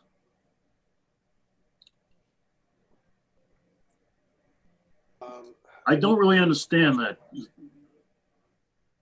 I could almost understand if it was that the total amount of dedicated open space would be at least equal to the total area reduction on lot sizes. I don't understand the way it reads now and why. I didn't either. I didn't write it. Oh, no, and I wasn't, I knew you didn't write it because it's amended June 11 of 08. Right. But Yeah, do you understand it? It's hard to understand. It's difficult. I do understand the concept, so maybe that's what's helping me along. It seems If I were to backwards to me. translate it. Yeah, it's backwards. It should say it should basically say the amount of total reduction should equal, the amount of lot reduction should equal increase and it shall be transferred to open space. Yeah, it doesn't read that way. Or the amount of lot reduction should be At conveyed. least equal, which means it could be more. Yeah. And that's what you don't want. Yep, Yeah. at least equal. That's right. I agree. That's better language. I agree with So that should be changed. Yep. I think. The second half of the sentence makes sense. It's an easier reading and it's also intuitively sensible because it's tending to bring up dedicated open space, which is what we're trying to do. Right. So the second clause, the first clause is, I think, backwards. Yeah, I agree. And that's a pretty tough nut right there, guys. That's saying that in the R4 district, 50% of the area should be always in open space. It's a big chunk. It's a big chunk. The thing But is, that's what you want in those spaces. I'm sorry, But that's what you want in those particular zones. but the Right. problem is that's usually wetlands. Well, I think it has to say that it should be part, when we go through and we do the NDD calculation, the net developable density calculations, That residential density. it should be half of that number. It should be 50% of that, because that's what the number of lots are going to be based upon, not the total acreage that is out there. That's a what- good point. Yeah, but that's a loss of a lot of land, to be honest with you. Okay, if you want to cluster it, that needs to be the requirement. You can't be looking at it saying we're going to take wetlands. We don't want wetlands. Although Act wants them. So Rich, I agree. If there is a 10-acre lot and 6 of it is wet on a 2-acre zone, I got you, Chip. that means they would only be able to build 2 homes. But with cluster, they'd still be able to build the full 5. So I don't know if I'm opposed to that, though. But they wouldn't be. I'd rather have the 2 homes myself, but that's just me. They wouldn't be able to build a full 5 because it's not all that developable density. They'd But miss the NDD. But the way we've been doing it is they can take all that wetland, the unbuildable land, and say, that's my open space. Right, and that's the problem I have. Because that defeats the purpose of open space. Yeah, because that was going to be left open anyways, because they can't build on it. That's right. You not only can't you build on it, you can't do anything with it. You're going to be hard pressed to put a hiking trail in that wetlands. Am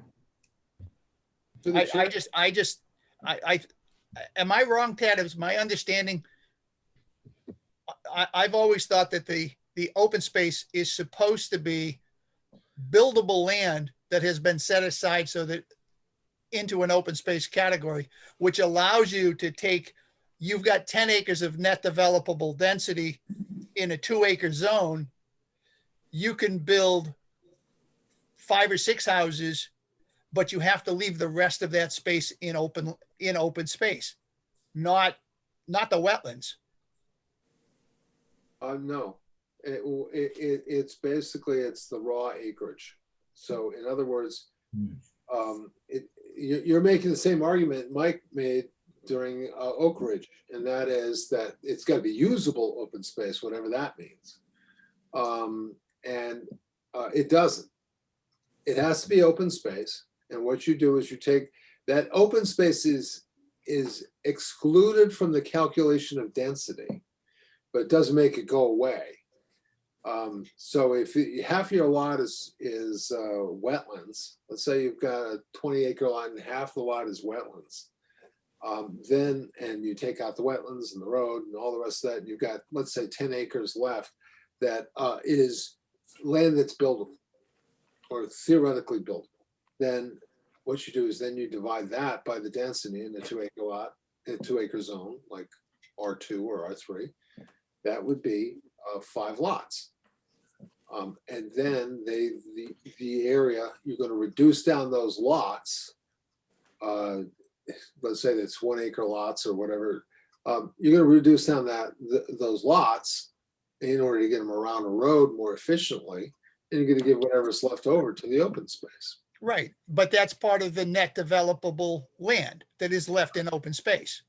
No, well, it might be, or it might be you just have open space and you don't. And let's say it's a configuration where everyone has to be clustered to get those 5 lots. Okay, you get 5 lots.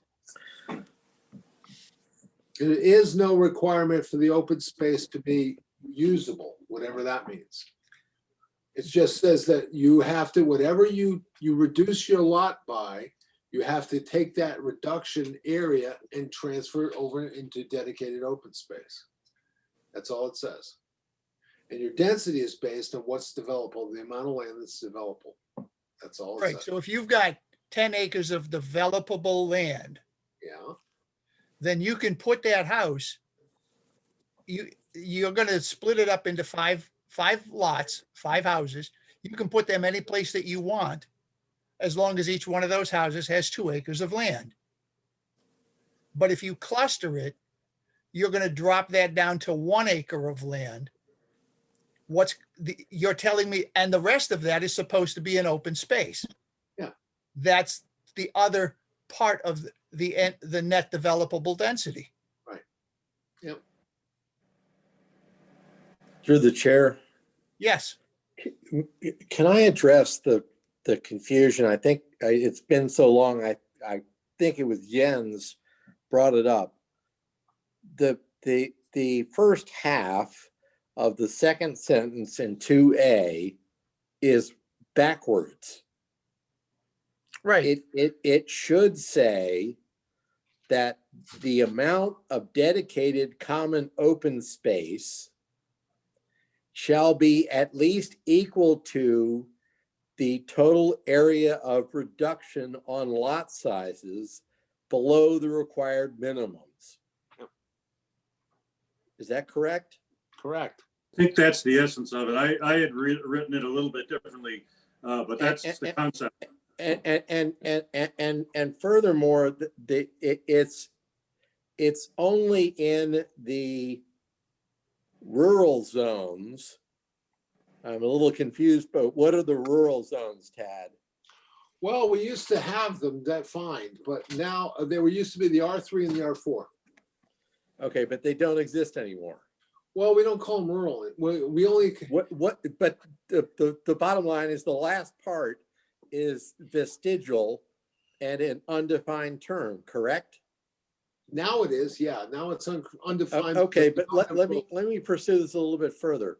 Yeah, it So makes you- let's say that I have 12 acres of developable land in the R4, Rural Conservation District. Yep.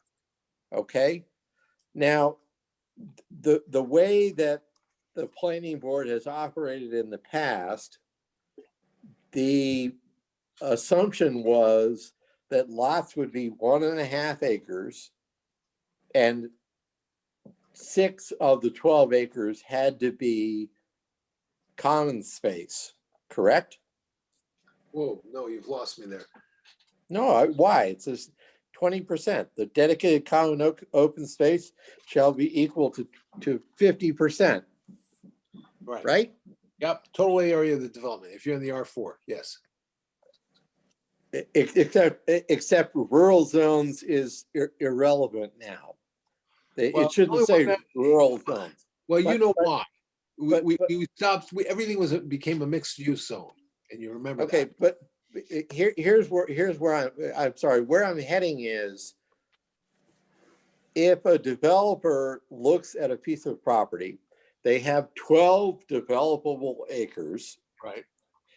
And the way the planning board has been interpreting this in the past is that thou shalt have 1.5 acre lots and 6 acres of common land. Correct? Yeah, Okay. So what it would be. What is the, what would be the downside to having, taking the first part of that sentence the way I said it, and if you go from 3 acre lots to 2 acre lots, instead of 3 acres to 1.5, what would be the downside of allowing that? So you go from 3 acre lot, you have 12 acres, you can have 4 lots, correct? Mhm. So if you went to 2 acre lots instead of 1.5 acre lots, you could have 4 acres of common space instead of 6. Mhm. again, it's flexibility and a question of how best to use the property. And it's up to the planning board to decide, but why mandate the 50%? Because that's what is in both the subdivision and in the, it's in the subdivision, it's in the, this ordinance here, this zoning ordinance, and it's in the comp plan. Okay, that's an answer. Thank you. Why not correct the first part of the sentence so it isn't backwards? I wouldn't disagree with you, but you see, I'll be honest with you, I was trying to get some of the ideas that the planning board had talked about at the 12th meeting into the ordinance for them to take a look at and see what they liked and what they didn't like, if we were heading in the right direction or not. And Through the chair. kind of Hang on, we're going over the same territory again. The only reason I say that is because the first question I asked you guys on the 12th was, should cluster development be mandatory? You said no. Now we're back to making it, yes, it is mandatory. No, I don't think we are. No, I don't think so. Okay. I don't think it should be mandatory. Yeah, me either. That makes And sense. what I was just trying to suggest was in essence, more of a sliding scale of cluster as opposed to thou shalt cut the lot size in half. Well, Period. there is no half, Chip. That's what the tradition has been, but there's nothing that says half. We don't have a minimum of half. But that's what we've always done. And that's what developers do. Or we got Oak Ridge and also Rundle's Keep, we've been getting quarter. Like we had what, 10,000, we had 10,000 square foot lots in Rundle's Keep, or 14,000 in a 3-lot zone. For God's sakes, my daughter's looking for a house in LA and the lots are almost that big. That's right. With sewer and water and all the rest of that stuff. Yeah, it was ridiculous. And that's where we started saying, no, we can't do this. We're not LA, as you say. We're not supposed to look like LA, are we? Is that right? My point was to go the other direction, Tad, was to make the instead of mandating that the lots in a cluster development had to be 50% or less of the standard lot size in the zone, that you allow the flexibility to have them be larger. Yeah, and they do. No, that's not the way this is written. Well, yeah, what, the dimensional exemption? Yeah, it can't be, 50% of it has to be in open space in the rural district right now. But there are no rural districts. In other districts, in R1, 2, and 3, it doesn't. You don't have to have 50%. There is no rural zone, Tad. You just said so yourself. Well, the only rural zone that we say is rural conservation. It's not a rural zone. I challenge you to show me in writing where it's defined as a rural zone. It's in the rural conservation. I think that's the only thing. All right, well, that's a good point, Chip. Through the chair, so. As you well know, we had classifications for our districts, and we had to eliminate those in order to get the ordinance passed. If you remember, I believe you were the chair when we went through this. Yeah, Marty, what's up? Question. All of this along the way, can it be simply resolved if the comprehensive plan, which we've played along the way, reset, which is common today, not 20 years ago? Through the chair, Yes. I just wanted to bring up, Chip's hitting on this, and he's right to hit on it, because we keep overlooking number 4, which was the waiver from mandatory cluster development requirements, which was the large lot concept, where we will give you large lots. We'll let you do big lots, In fact, we had a mandate of 10 acres. I thought we changed that to 7. Didn't get that.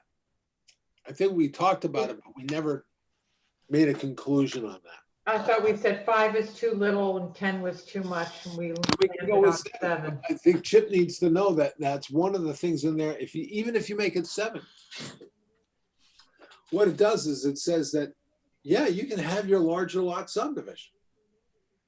You know, there are certain circumstances where you can have a larger lot subdivision, like a lot that Sue's got, for instance, that you can have that, but there's a couple of caveats to that.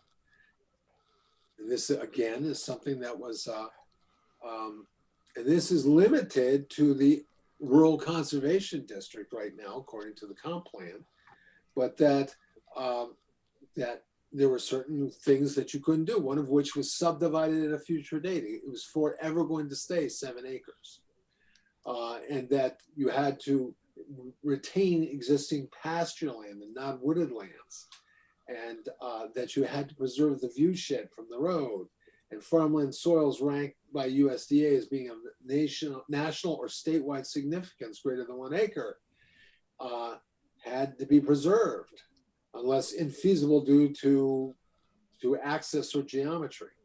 And that all lots had to be encumbered with development rights, in which would go to a land use organization like the Arundel Conservation Trust or the Forever Farm Program.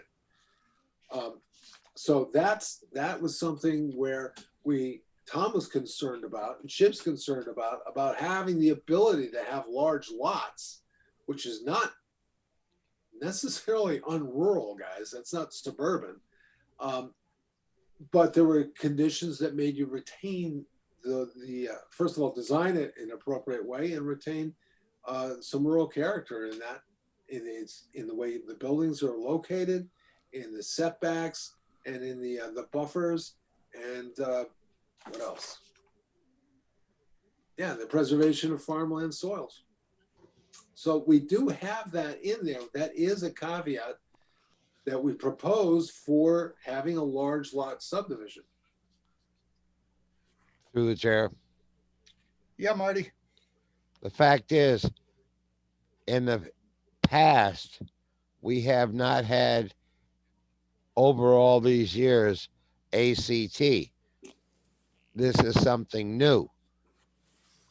And we haven't really, per se, developed it or utilized it because they're so new along the way. True. It's But true. there's always been there's been KCT this whole time. Kennebunkport Trust Conservation. That's them. But But we're not talking about Kennebunk. We're talking about Arundel. And these the are- fact is, These are they were trusts. just developed along the way recently because of the town hall and everything else along the way. In the past, we never had anything dedicated to Arundel, Right. even though they may be a shirt tail of Kennebunk Trust and everything else, which are helping them.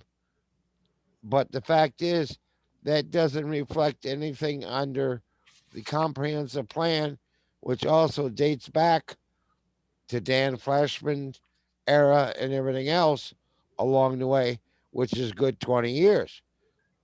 Marty, we're talking about, this is in the 2016 comp plan. And where does that go? Nowhere. I mean, nowhere. It was approved by the townspeople in That 2016. doesn't mean it was approved, but did anybody understand it? I can't answer that, but all I know is the townspeople approved it. So it's codified from that standpoint, whether you guys want to adopt this or not, but this is one of the many things that they had discussed as an alternative to just clustering all the time. Yes, but at that time, ACT wasn't even around in But they still 2016. But they are here now. So Correct. they're a resource But- now. So But they're not. yes, that's to our advantage, isn't it? Yes, but they're not actively saying we're utilizing them. We're utilizing them as a back door, but not as a present situation. Well, I'll tell you honestly, I met with the chair, with representatives from ACT 2 Thursdays ago, and we walked that Land's End land, or excuse me, not Land's End. We walked the Rundle's Keep land, and they're moving forward with that conveyance. And they're even going to take they're talking about taking the conservation easement. I won't commit them to anything until the signature is on the paper. But I put Correct, the- but why put, can't the we, developer. why Yeah, can't we, a discussion, actually put the word ACT in It isn't. instead of, I mean, so we're dedicating it as a source of not just saying conservation, but using it as more for the name of the Conservation Trust in Arundel. That's what I'm getting at. I'm not sure I understand. Are you saying you want to reserve it only that it's an? No, what I'm just saying is, back in 2016, ACT wasn't around. Right. But turn on utilizing it as a source instead of another somebody from another town.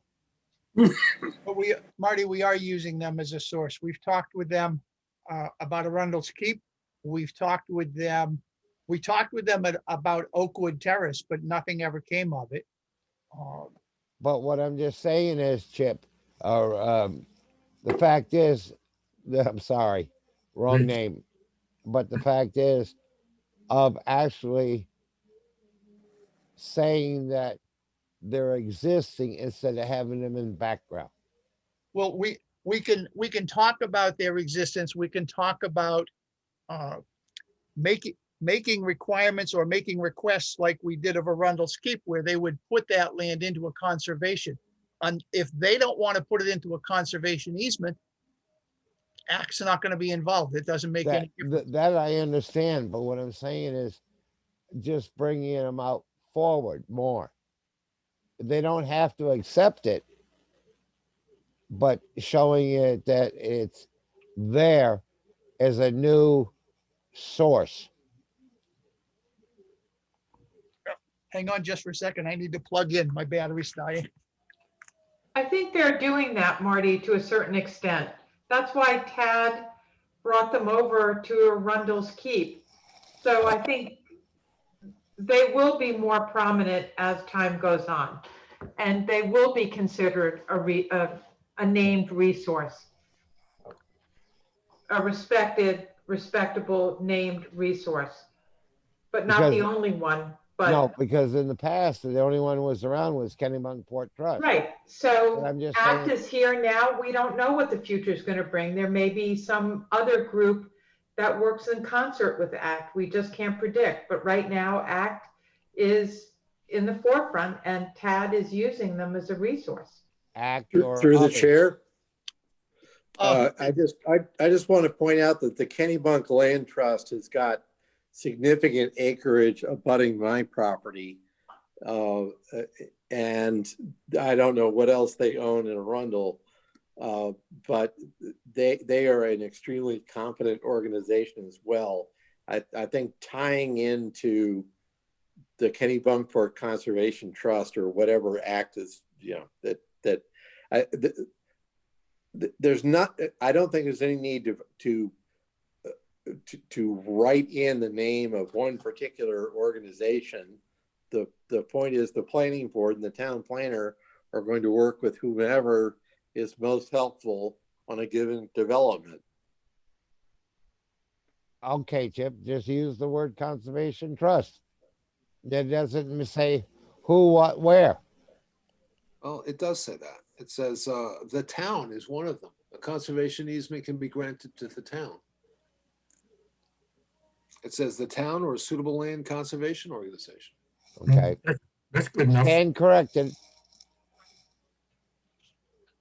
I need to apologize. I did not, for some reason, I had missed section number 4 completely.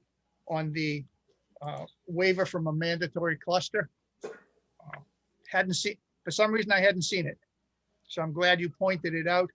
I do like most of this stuff. I think one of the items that we need to deal with, if we adopt this, we need to get some kind of soil classification. We have that little chart that tells us, is it poorly drained? Is it very poorly drained or moderately drained?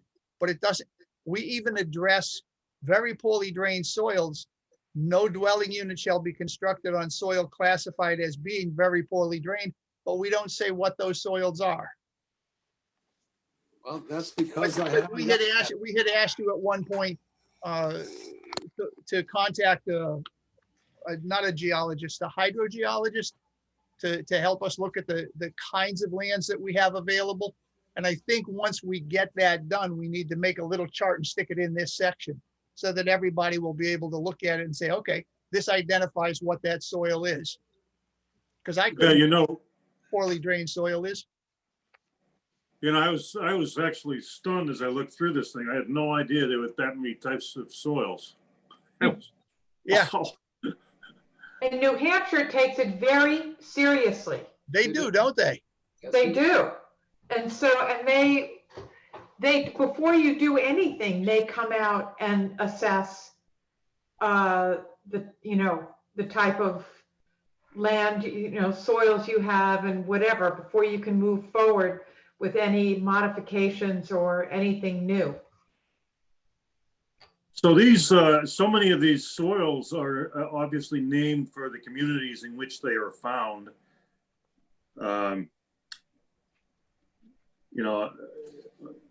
Looks like both for New Hampshire and Maine.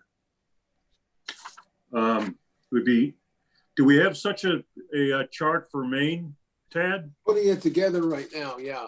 We do have a chart for Maine. The problem is that the Maine's, they have it for all the counties. And so you have to weed out those soils that are not in your county. And I've begun the process of doing this, and I actually got a little absorbed in it to the point where I said, I got to break this off because I'm not going to be able to get this done for you guys before the meeting. But I've already started on coming up with those soils because I wanted to send them over to Jamie too, to get his input, and then deal with a hydrogeologist about some of these issues.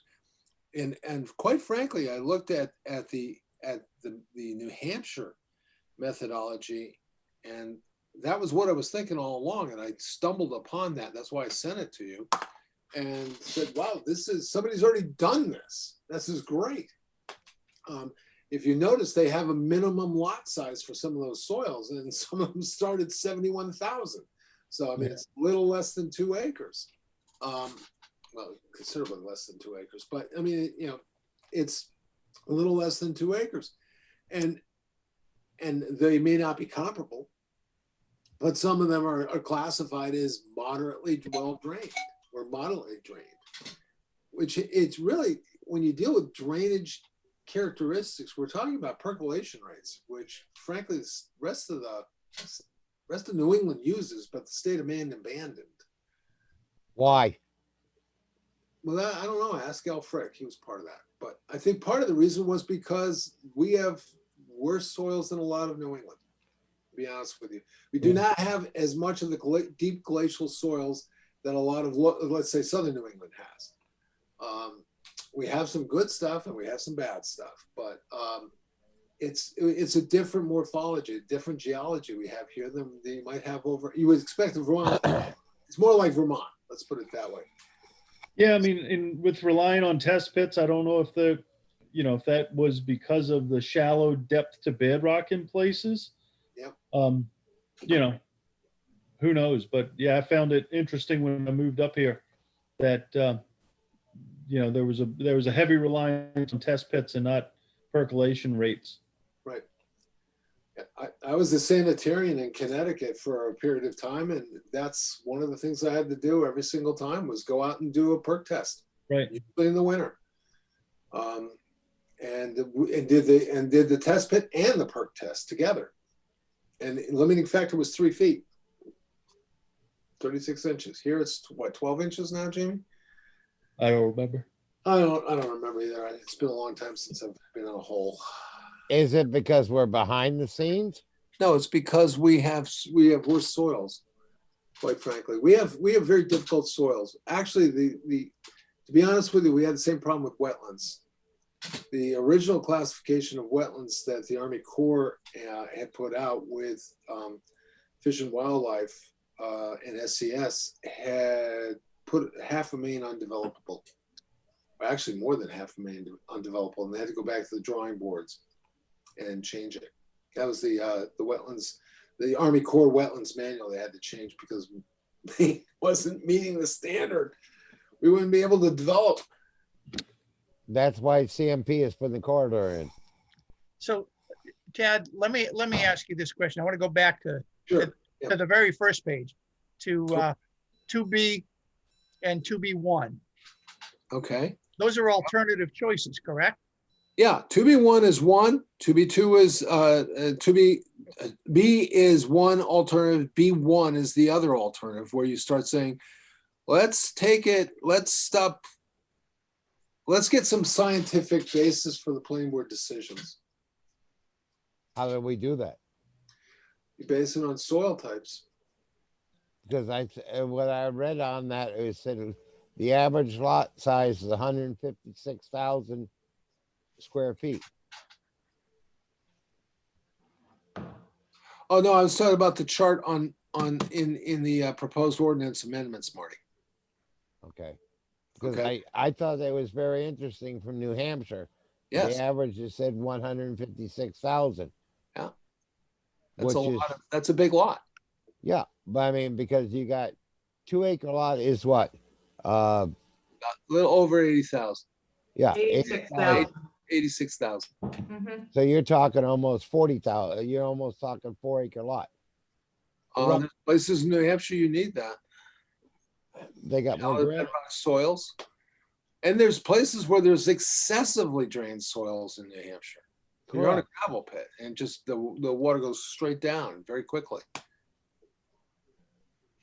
There they want you to spread it out. I thought that was an excellent reading. Good. Well, we've been looking at doing something similar to that here. Here, I was just coming up with, and these are ballpark numbers, guys. These are not, there's not enough science behind these numbers that I picked, but you know, on a set, I was making a difference between dwelling and septic.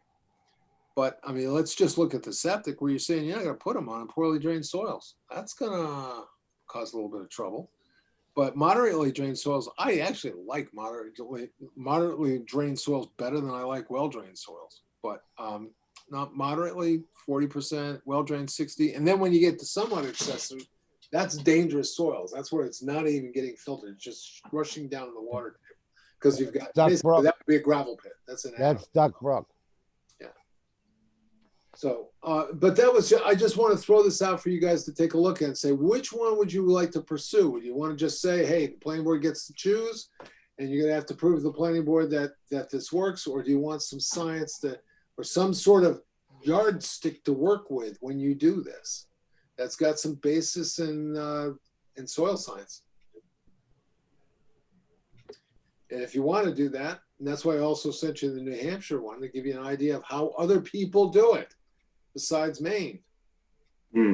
Would that be worthwhile to present to the conservation river study so that they can calculate throughout or get some more basis? I honestly, Marty, they're not going to go that deep. I'm just throwing it out as facts and understand. figures.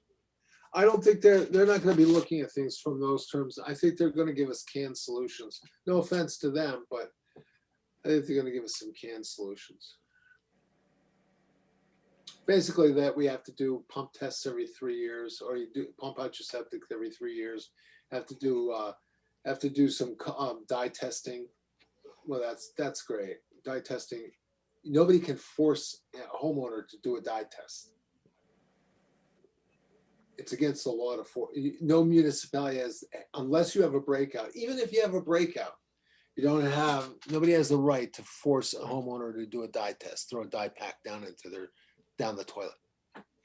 So, but I think you, as the planning board, will, if we look at some of the soils we've got in our corridors here, we're gonna find a lot of them are gonna be poorly drained soils. Your Scantics, your Radums are gonna be, which is all of Duck Brook, by the way, Marty, those are gonna be not the best soils. And if you're starting to say, hey, you can't put a septic system there, wow, that could cause some real consternation. My Or if you thoughts say on that your this, lot has to be so big because of that, you know? my thoughts on this are that the two of them should be combined together in some format, because the minimum lot sizes with all of the descriptions appear to be more of a landscaping issue. When it talks about the locations and the setback and the privacies and the buffers and fitting into the contour of the lands, to me, I want that anyway. But what I don't want is for somebody to build a house and put a septic system on something that would be classified as excessively drained soils. Well, you'll be relieved to know we don't have a lot of those in the Rundle. And I am relieved to know that. But, you know, or even somewhat excessively, we could take the position that it has to be moderately drained or well drained, or you're not going to be able to put a septic system there. That's a classification which is very well futuristic preserving. You better have a definition for what you consider moderately drained and, Right. I agree. That's why I would like to know what kind of a chart we would be looking at that would Right. tell us what these soils are. because no one's going to accept a subjective a subjective opinion. Well, those aren't So- subjective. They are classifications of soils as determined by USDA. Right, so we should say exactly what that is so people know.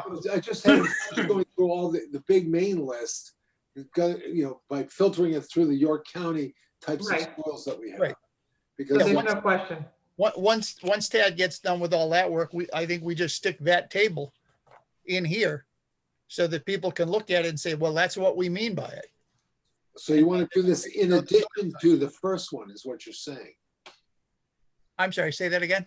So you want one B1 alternative to be part of the minimum lot size determination. Yes, Okay.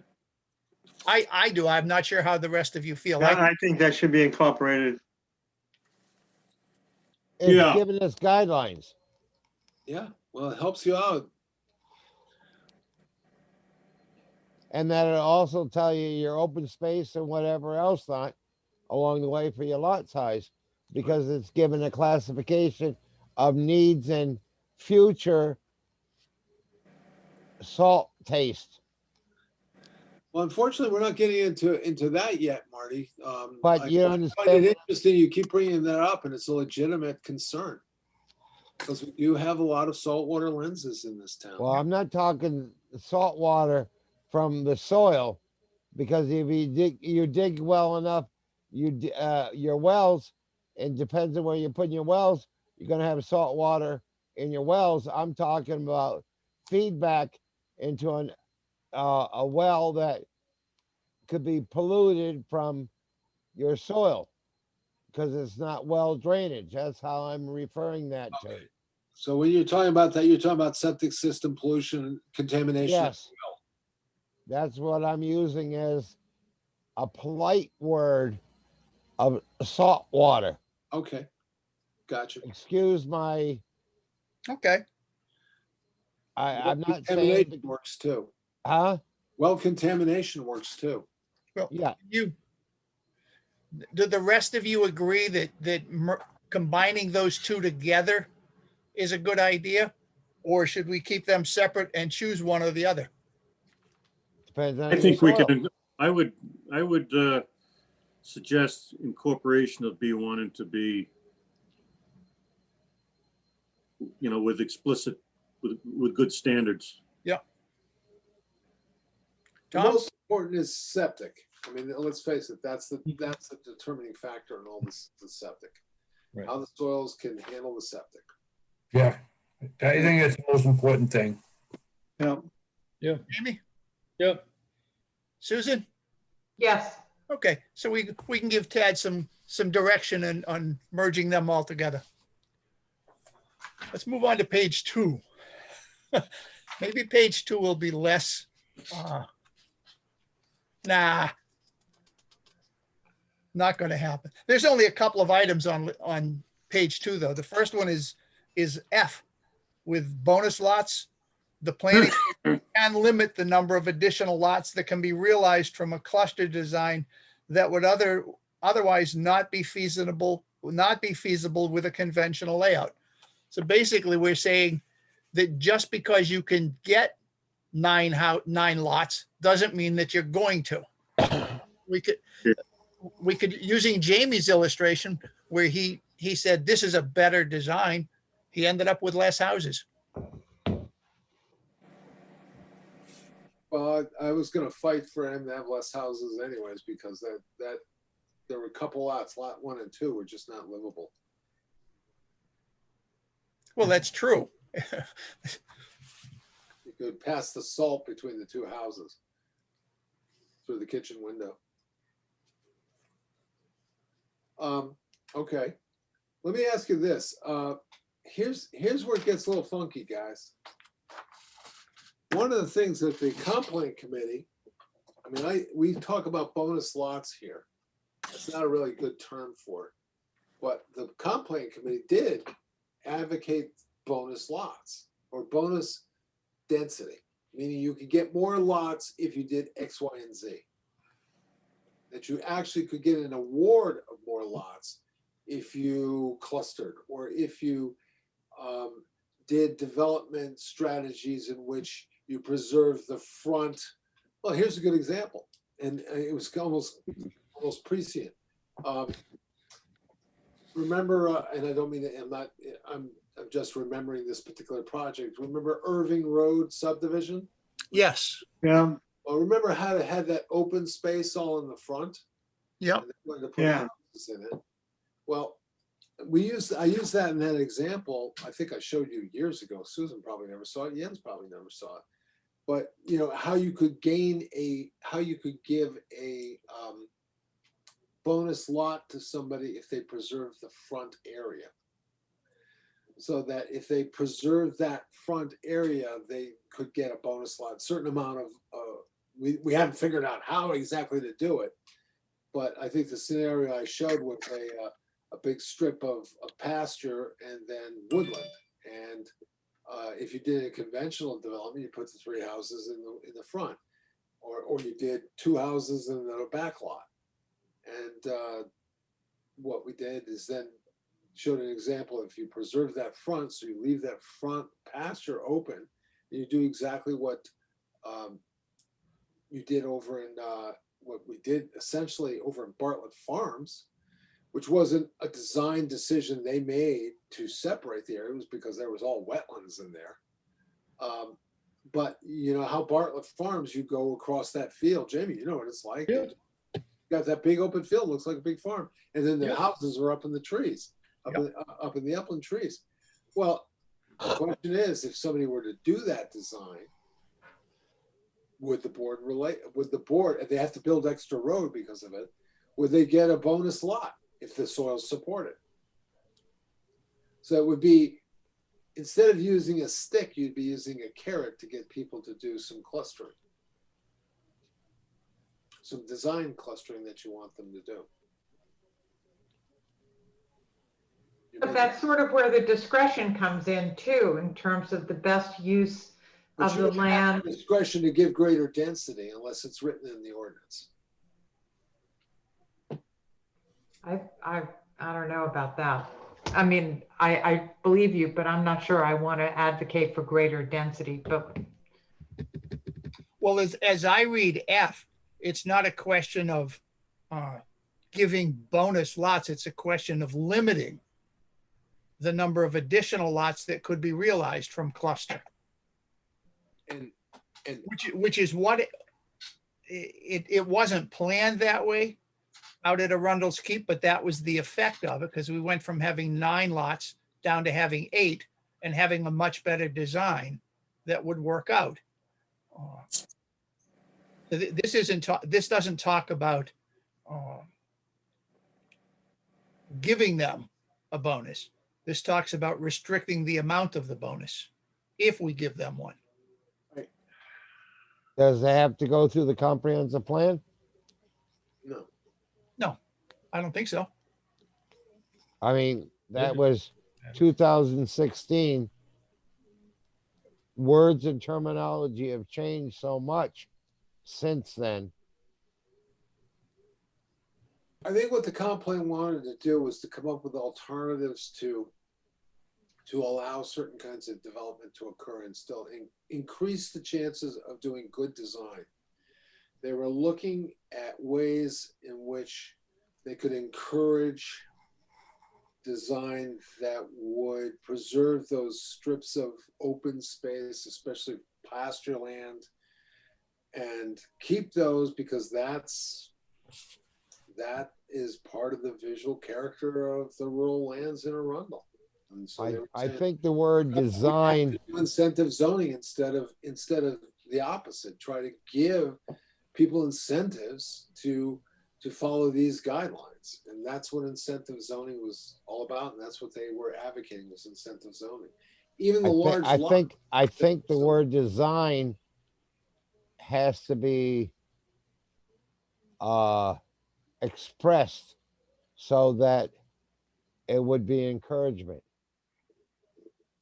Probably does, has to be done.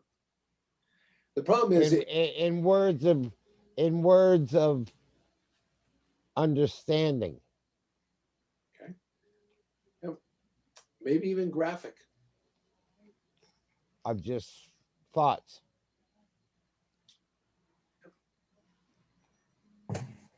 Is that something you want me to pursue, is to look at providing bonus lots for certain circumstances? Bonus density if you accomplish A, B, or C? I think it would be interesting to know what A, B, or C consist of. Well, let me ask you, what would be A, B, and C as far as you're concerned? What would be important as far as the board's concerned? What do you want to Septic, preserve that's rural character in Arundel? septic, Okay, soils. Again, coming back to what we were just referring to, so that it will support everything. yep, that is the functionality of the lot, agreed. But we're gonna require the lot function. I'm talking about what the comp plan was talking about in doing incentive zoning, was saying, let's say you're gonna preserve, and frankly, they were using that idea. Look at Route 111, for instance. Route 111 is characterized as being one of the few places in Arundel. It's not the only place, but one of the most identifiable areas in Arundel where you have this sense of expansive farmland. It's really not matched in many places along the entire Route 111 corridor. A few places in Alfred, a few places in Lyman, but it's pretty distinctive. And what they were looking at is not necessarily Route 111, but other places like along Senate Road would be an example, or along Log Cabin, a few places where you have open fields along the road. Somebody certainly could put lots in there along that road. What could you do to incentivize them to put the buildings back behind the tree line, or to preserve that road, that area in front, so that view is preserved for the future? That is part of the character of Arundel, that is considered to be its rural character. Lot design. Would that be something the planning board would want to consider? I would be willing to consider if it was not visible from the road. Okay. I think that's pretty much usually the one. That's a factor, right? Yeah, What are you going to give up? Another lot? probably, yeah. Or Might depending be- on the size of the. Might be the the size of the area. I mean, I haven't really figured it out yet exactly how to do a proportional, a relative proportionality to it. I mean, if it's all wetlands, no, come on.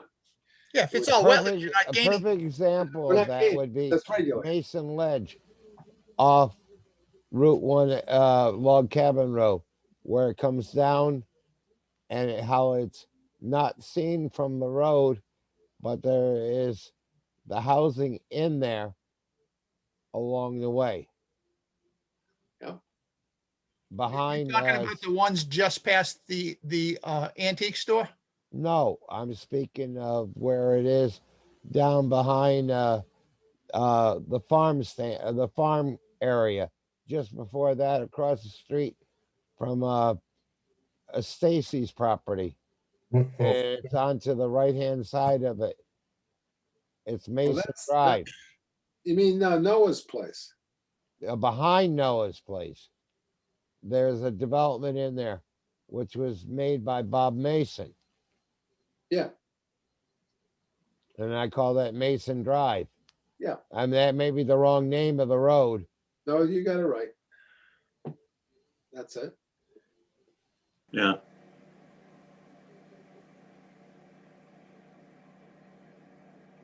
Yeah, I'm not sure, Marty. I mean, that whole area was wooded and they preserved the first 50 feet as was required when they did that, I guess. Yeah, but it's developed and you can't see it.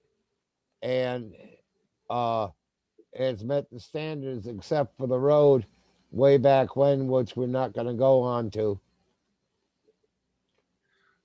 And that's, we kind of require that right now, except, we've had a couple failures where we haven't really done a good job of enforcing that. But right now, if we have a subdivision, you're required to maintain that 50-foot no cut zone, or I should say 25-foot no cut zone. That's required among all subdivisions right now. I was just using that as an example. It's a good example.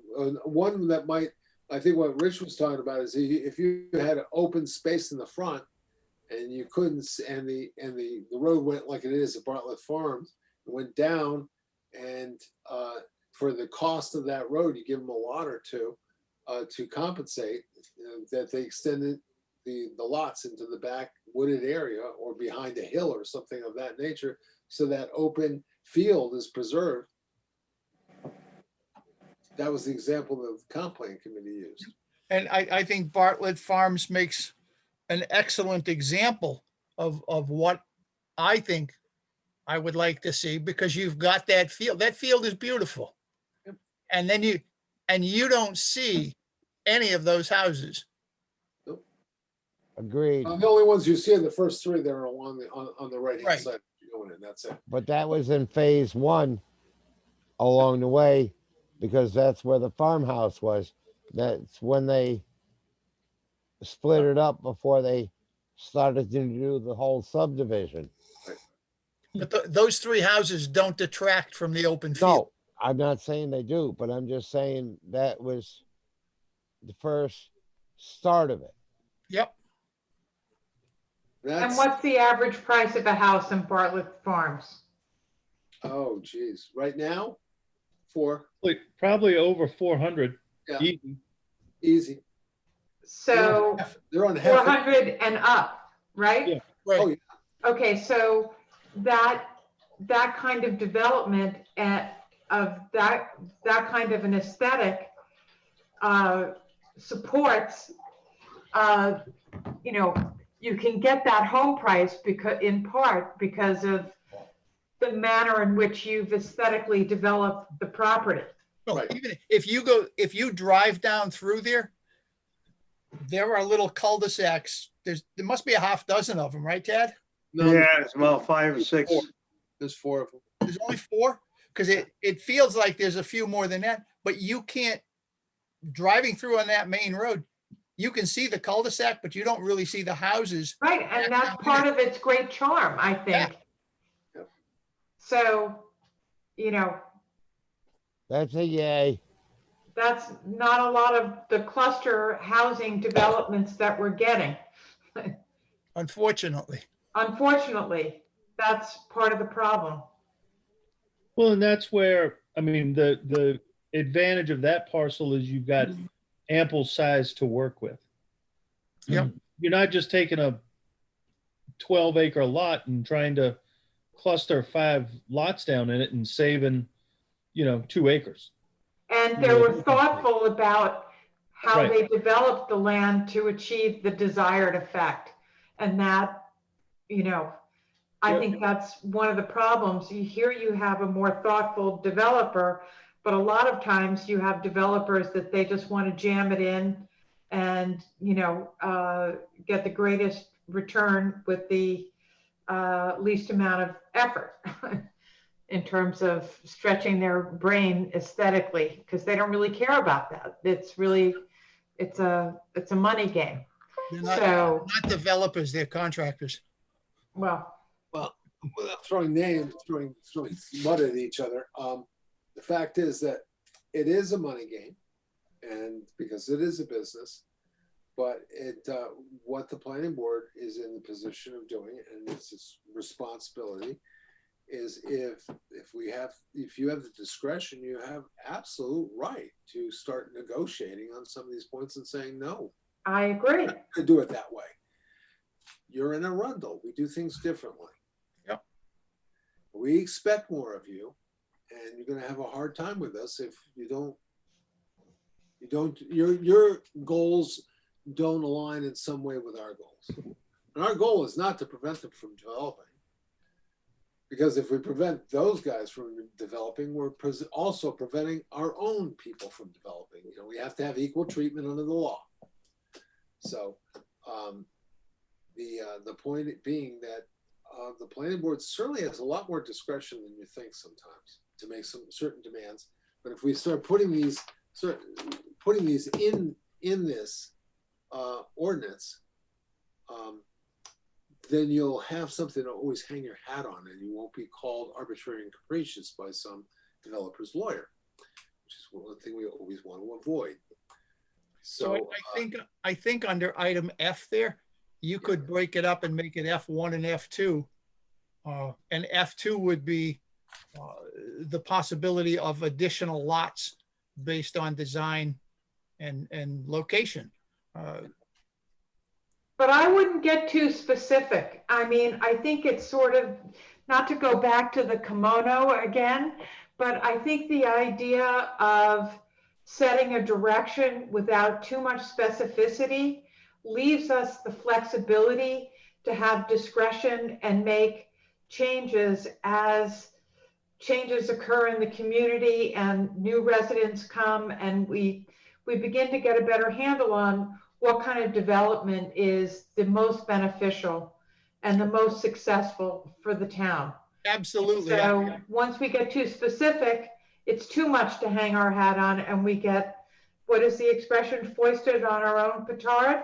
Yep. Is that the expression? That's the expression. So, I agree completely. The only reason I suggested having the other one in here is that we have the planning board can limit the number of additional lots that can be realized from a cluster design. I think we should also say that the planning board could give a bonus.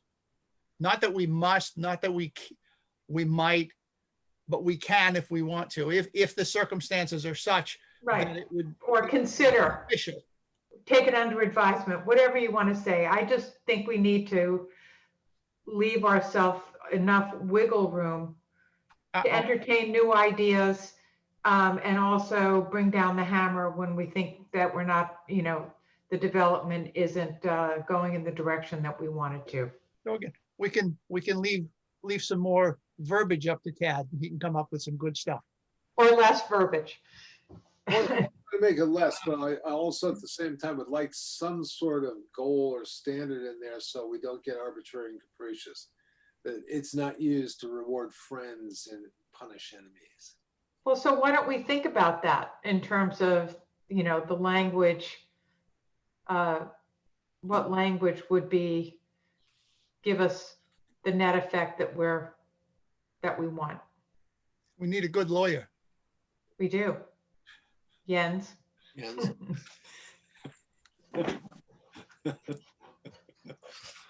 Well, why don't we take a stab at it? Everybody take a stab at it and we'll run it through Jens. Well, I'm I'd like happy to to do think that. about it. I'm sure Jens can come up with some too. He's a good wordsmith. Good. So, Then, moving on from there. J is very clear. If it's poorly drained, not going to happen. Yeah, well, you can't get past. I like I. I is already there. So I at times I find myself wondering because they need to delineate the soil with a registered soil scientist who needs to tell us what kinds of soils we are. Maybe we should consider that we don't ever want to waive that anymore. And it is a requirement. You have to do it. Okay, I'm so, what, that you make the portion of the shorefront for public access? No. I'm sorry. If you look at I, soil survey, currently right now, the extent of soil type shall be delineated by a registered soil scientist licensed in the state of Maine on a soil survey map. Yeah, that should stay. That should definitely stay, but we should start enforcing it. Make them show us what kind of soils are there and where they're located on the property. They do. I don't, You'll get a soils map.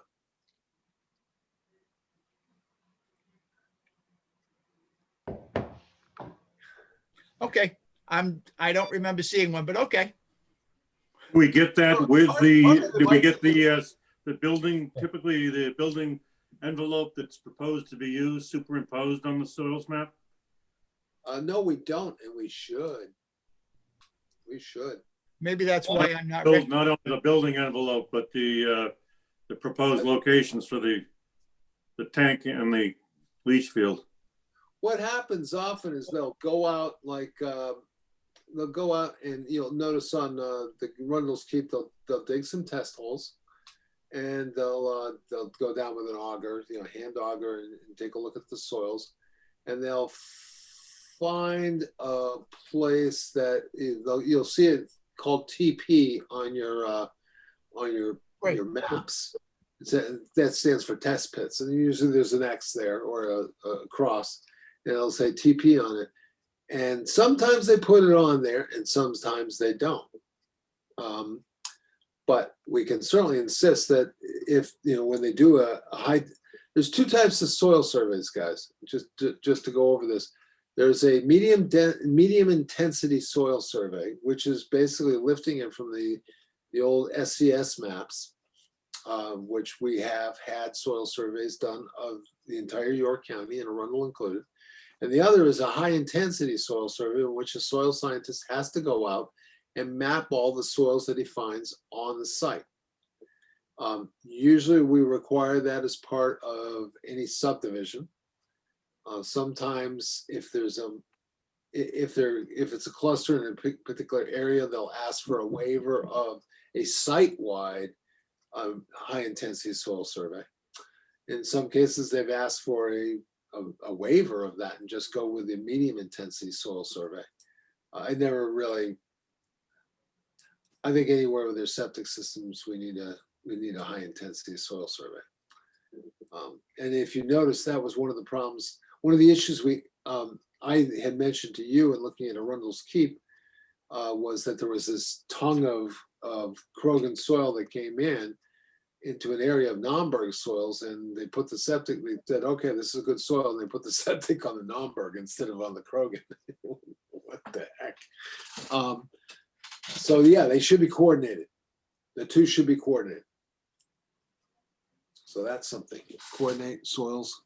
And that's something in this subdivision ordinance. We don't want to put the whole subdivision ordinance in here, but we want to make sure that they coordinate. Survey and proposed. One thing that we should always make sure is we also take a very close look at where those house locations are. And they aren't guaranteed they're going to be in there, but what they show is whether or not you can feasibly put all these things together on the lots that are proposed. And so you want to take a real close look at that, remembering that septic systems must be 100 feet away from any well location. That's why you see the wells located out in the middle of nowhere or in a tongue lot. Okay, so I think at this point, unless anybody has any more comments on those last couple of items that we've discussed, we've reached a point where we should stop. Yep. Susan Rule. It's, Susan Rule, 9:30. that's I right. think we've accomplished a lot. I mean, we've gone over a lot of territory. We have. I think we did. Wow, yeah, Yeah. I agree. And most of the rest of the stuff that Tad has given us, I think we'll be able to get through it a lot quicker than the first set of stuff that we went through. Maybe I'm delusional. I'm not sure. Well, let's see what happens. No, I am delusional. I know that. And I can get. I was gonna say, they could both be true, Rich. I can get people to attest to that. At any rate, the next item for discussion is other business if the town planner has anything for us. Not really. No, I don't. The only thing I have to say is Arundel's Keep did submit today electronically. There was nobody there to accept it, but they did submit electronically all their stuff for preliminary subdivision review. Okay, so they'll be on the agenda for 2 weeks from now. Not unless I'm going to review it first as the ordinance requires me to. I have 30 days to determine whether or not it's complete. Then they won't be on the agenda in 2 Well, weeks. if it's all there, they will be. If it isn't all there, then they won't be. Okay, I'm not gonna throw this on at you guys and then say, whoops, well, this isn't there, and I don't think this is there. I'm gonna go over every single, we have a checklist, we go down the checklist, do you have all this? And then we'll take it to the planning board. But I think we've had enough preliminary. You guys have done a real good job on really chewing on this one. It's a tough site and it's a tough division. And I think you've done both the town and the developer fair all the way through this whole process. So I think everybody's done their job well, and I'm looking forward to seeing what Jason's got for us. Cool. I know that Act and Mr. Grodzki have been talking because I've talked to him and I've connected him with Bud, and I think I've given Leah his number, and he wants to talk to the ACT people. He wants to make the deal. He wants to make us I know before- she was very excited about the property when I talked to her after y'all's meeting. Good. Excellent. I Excellent. think Good to hear. It's a big win for the developer. And it's a big win for ACT. I think it's from ACT's standpoint, which I think we have a very strong. We should build strong relationship with ACT, and because they're going to be the folks who actually implement a lot of our open space objectives. Well, as we close, I think it's a big win for us too. I mean, I just think the way the whole project evolved and changed based upon what everybody saw was good for ACT. It was good for the developer. It's good for the people who ultimately are going to be the neighbors there. And, from moving the driveways and doing everything else that from the beginning, it just shows. I think we put it in our file to pull out whenever we get criticized for not doing our jobs, because I think this one is a win for everybody, personally. I think this one is a good illustration of what the planning board should be doing, which is helping to plan these things out and not just accept the design the way it comes in. Right, to the mutual benefit of the town. Correct. So, by the way, I just realized I used a malapropism, that it's hoisted on your own petard and not foisted on your own petard. And so, I as heard an English hoisted. teacher, I heard stand, hoisted. I heard hoisted. Self-corrected. I heard Oh. hoisted too, frankly. I Huh? didn't know it was foisted. I thought you said hoisted. I thought- just say foisted, but I should have said hoisted. Well, And I thought you just said figured out, I never realized that a petard is actually a bomb. Yeah. So, Well, you know, Whatever it's you worth. know, nobody picked it up, Sue, because we all of us here suffer from middle-aged male deafness. So, really. And good thing too. Thank you for calling me middle-aged. Yes. Yeah, right? really. So, anyway, All right. I move that we adjourn. second, We are done. Okay, All Gentlemen, right. hey, Rich, yes, sir. if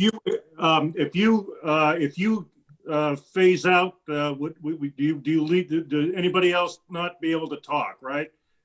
I'm asking that because I was going to take a moment with Tad about one of the things we talked about tonight. Well, hang on. We are adjourned. Have a good day.